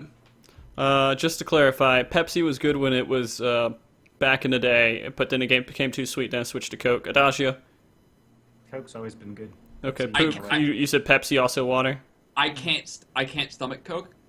Like I legitimately like my stomach hates Coke. Fine with Pepsi. So y'all are freaks. I'm reverse with you. Man. Yeah, like Coke really does a number on my stomach. It's weird. All right. So we have a couple other questions here. No one cares about how Adagio made his name. It's music, guys. Adagio read a romance novel, and he was like, Adagio. Oh, I want to be like Adagio. Yes, that's exactly it. 100%. Exactly. Canon truth, ladies and gents. That's how that happened. Is there a story, Adagio, behind your name? I play violin. I think I've asked you. I've asked you and before, Dante but it was both like musical terms. Put it together, liked it. it was like 26 episodes ago that I asked you, and I can't remember. So violin. Okay. Is there a story behind your name, Frosty? Yes. So my friends and back when I was like 13, were all making nicknames for each other.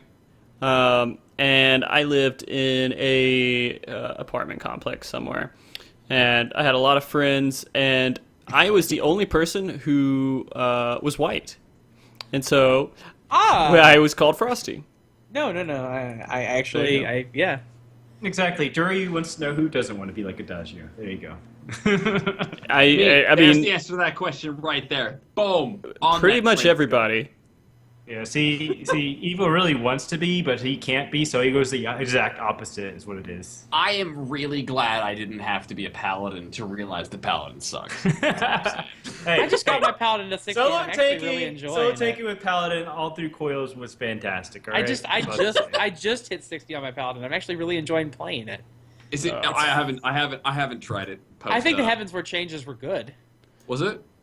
I think. Okay, so legit. As much as I rail on Paladin for being boring and simple, did they wreck the fact that it was simple?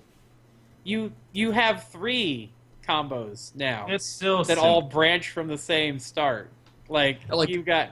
Is it much more complicated? Because one of the things that I appreciated about Paladin was that it was simple. Like legit. No, it's still really simple. It's I mean, really simple. if you want to keep up all your debuffs, you have to time things properly, but in the end, it's still very But simple. yeah, but now, Yeah, 'cause, like, I've been pushing Gladiator as the class for people who didn't want to juggle a retarded rotation.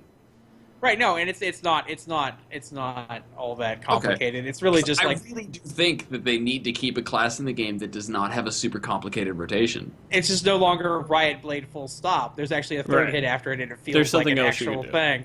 It's Okay. Goring Blade. Goring Blade. I Yeah. love Goring Blade. Yeah, and Goring then you Blade get to is choose fun. between Rage for Lone and Royal 30. and Royal Authority, which is just like, hey, here's some more damage. Yeah. Yeah. All right. So go ahead, Adagio. Finish up on the troll question real quick. Dark Aeon wants to know why is Pook so awesome? I have no fucking clue. It's because he's known me for so long. It's just rubbed off. It's actually because of the ponies. It's you guys. You guys have taught me how to be awesome. Which All I am that taking credit cheese. Very good cheese. Okay, we have one last question here.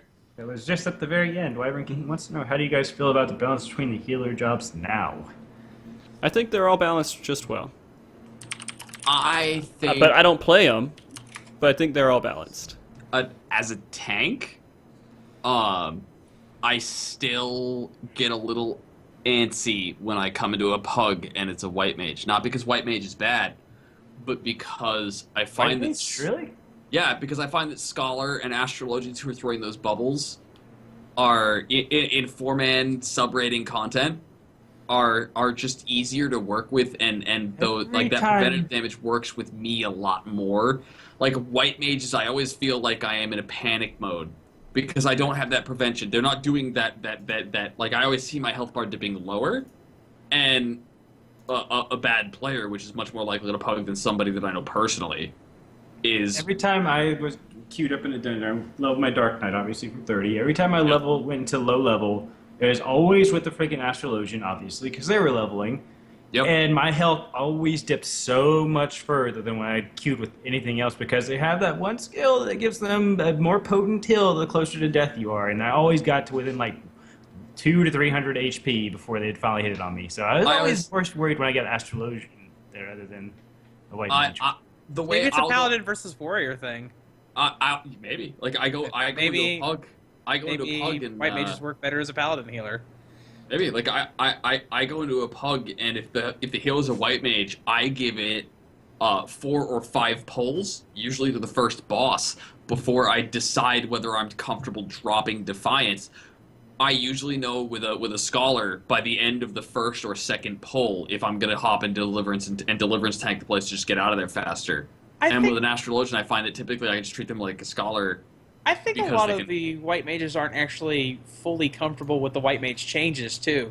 Yeah. Like so many forget to use Assize. Assize is like the god button, by the way, guys. It's also worth noting, like I have one of the guys in my group, Robovin, who mains white mage.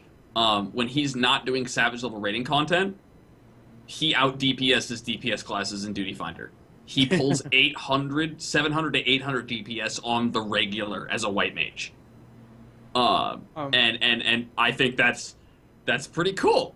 But typically, like I get a little more antsy on white mages because I die more often to white mages, and I think it's something to do about the preventative healing style being easier to just like brainlessly approach. Mm-hmm. And most people are just Netflixing through roulette, really. Well, yeah. But I would know I don't play those healing classes. I just receive the heals. All right. Go ahead. No, Pookie had something else. I was just gonna say that at level 50, I mean, white mages were just dropping bomb heals, like just bam, bam, bam, and maybe they're still expecting that. They still got them, but it's just like it's not. Those heals don't hit as hard as they did while you're leveling. Like if you're doing like the leveling dungeons, they don't hit as hard, and your mana goes fast.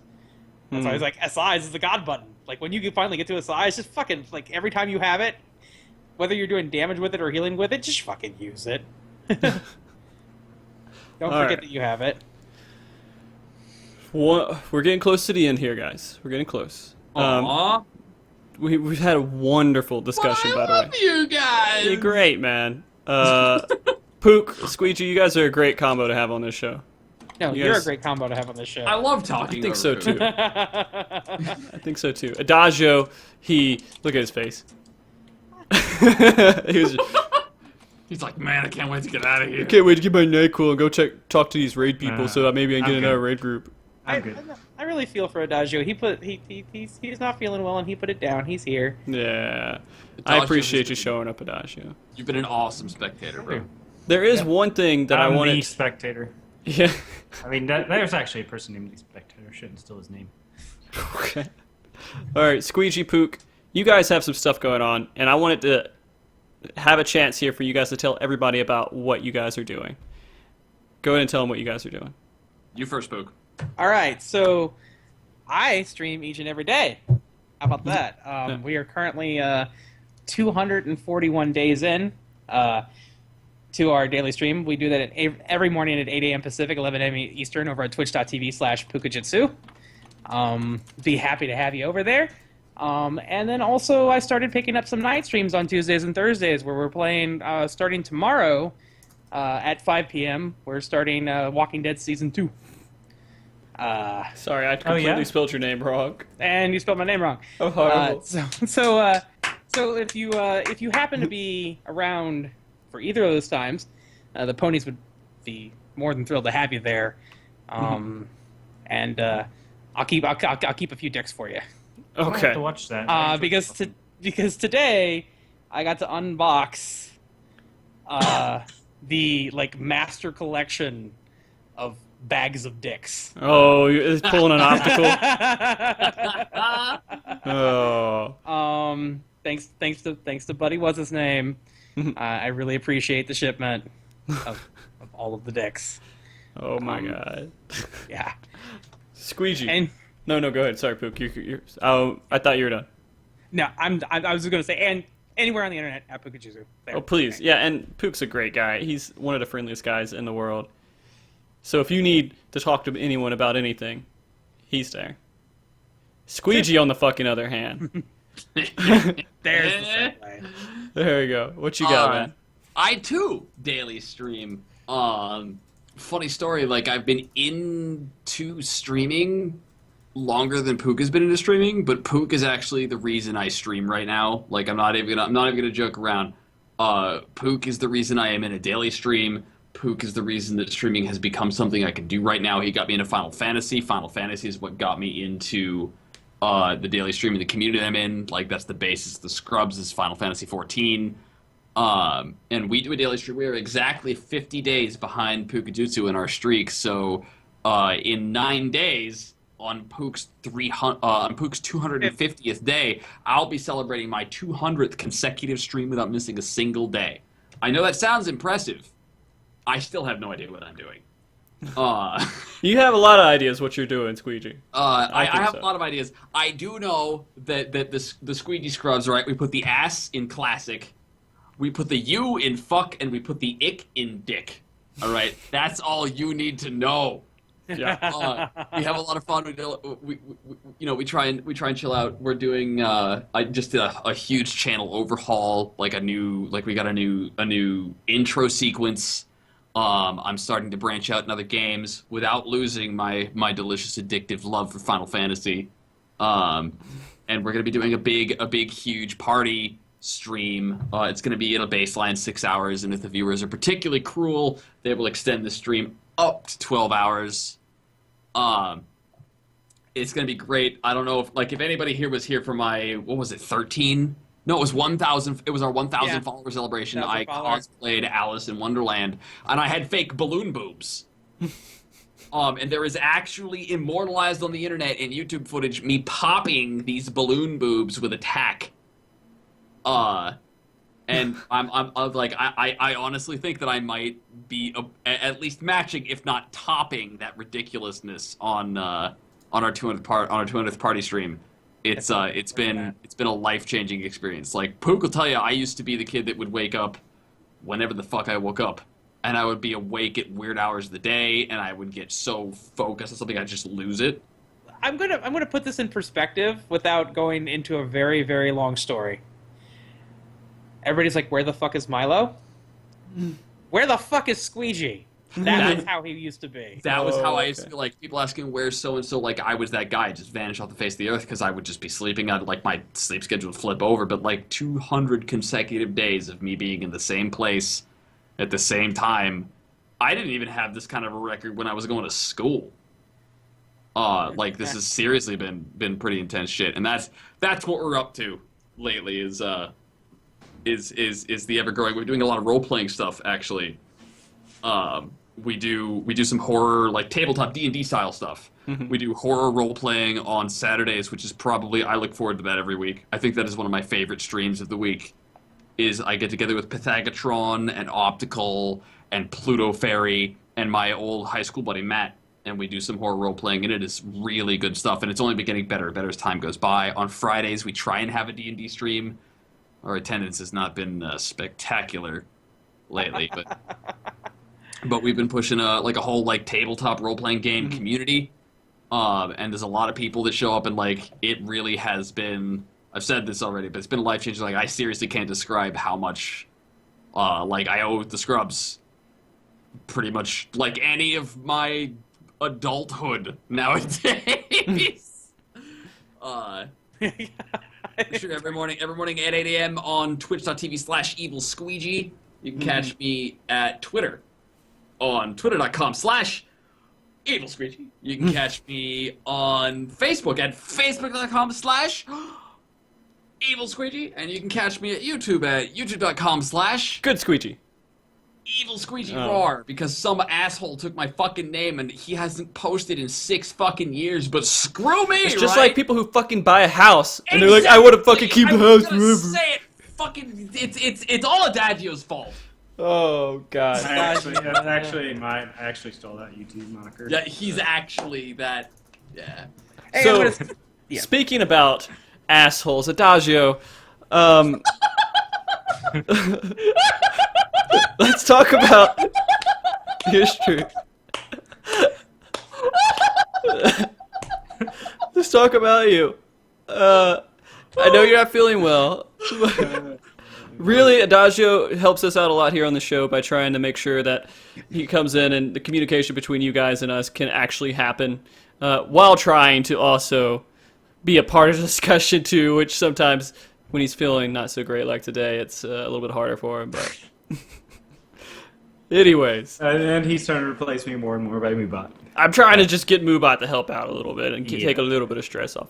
Yeah, that's what it is. All right, tell them about you, Adagio. Well, I used to do a stream every day like these guys up here, but I've had a few personal things that have come up for the past couple of weeks. So my stream has been kind of on and off, but, I still try to get a daily stream in.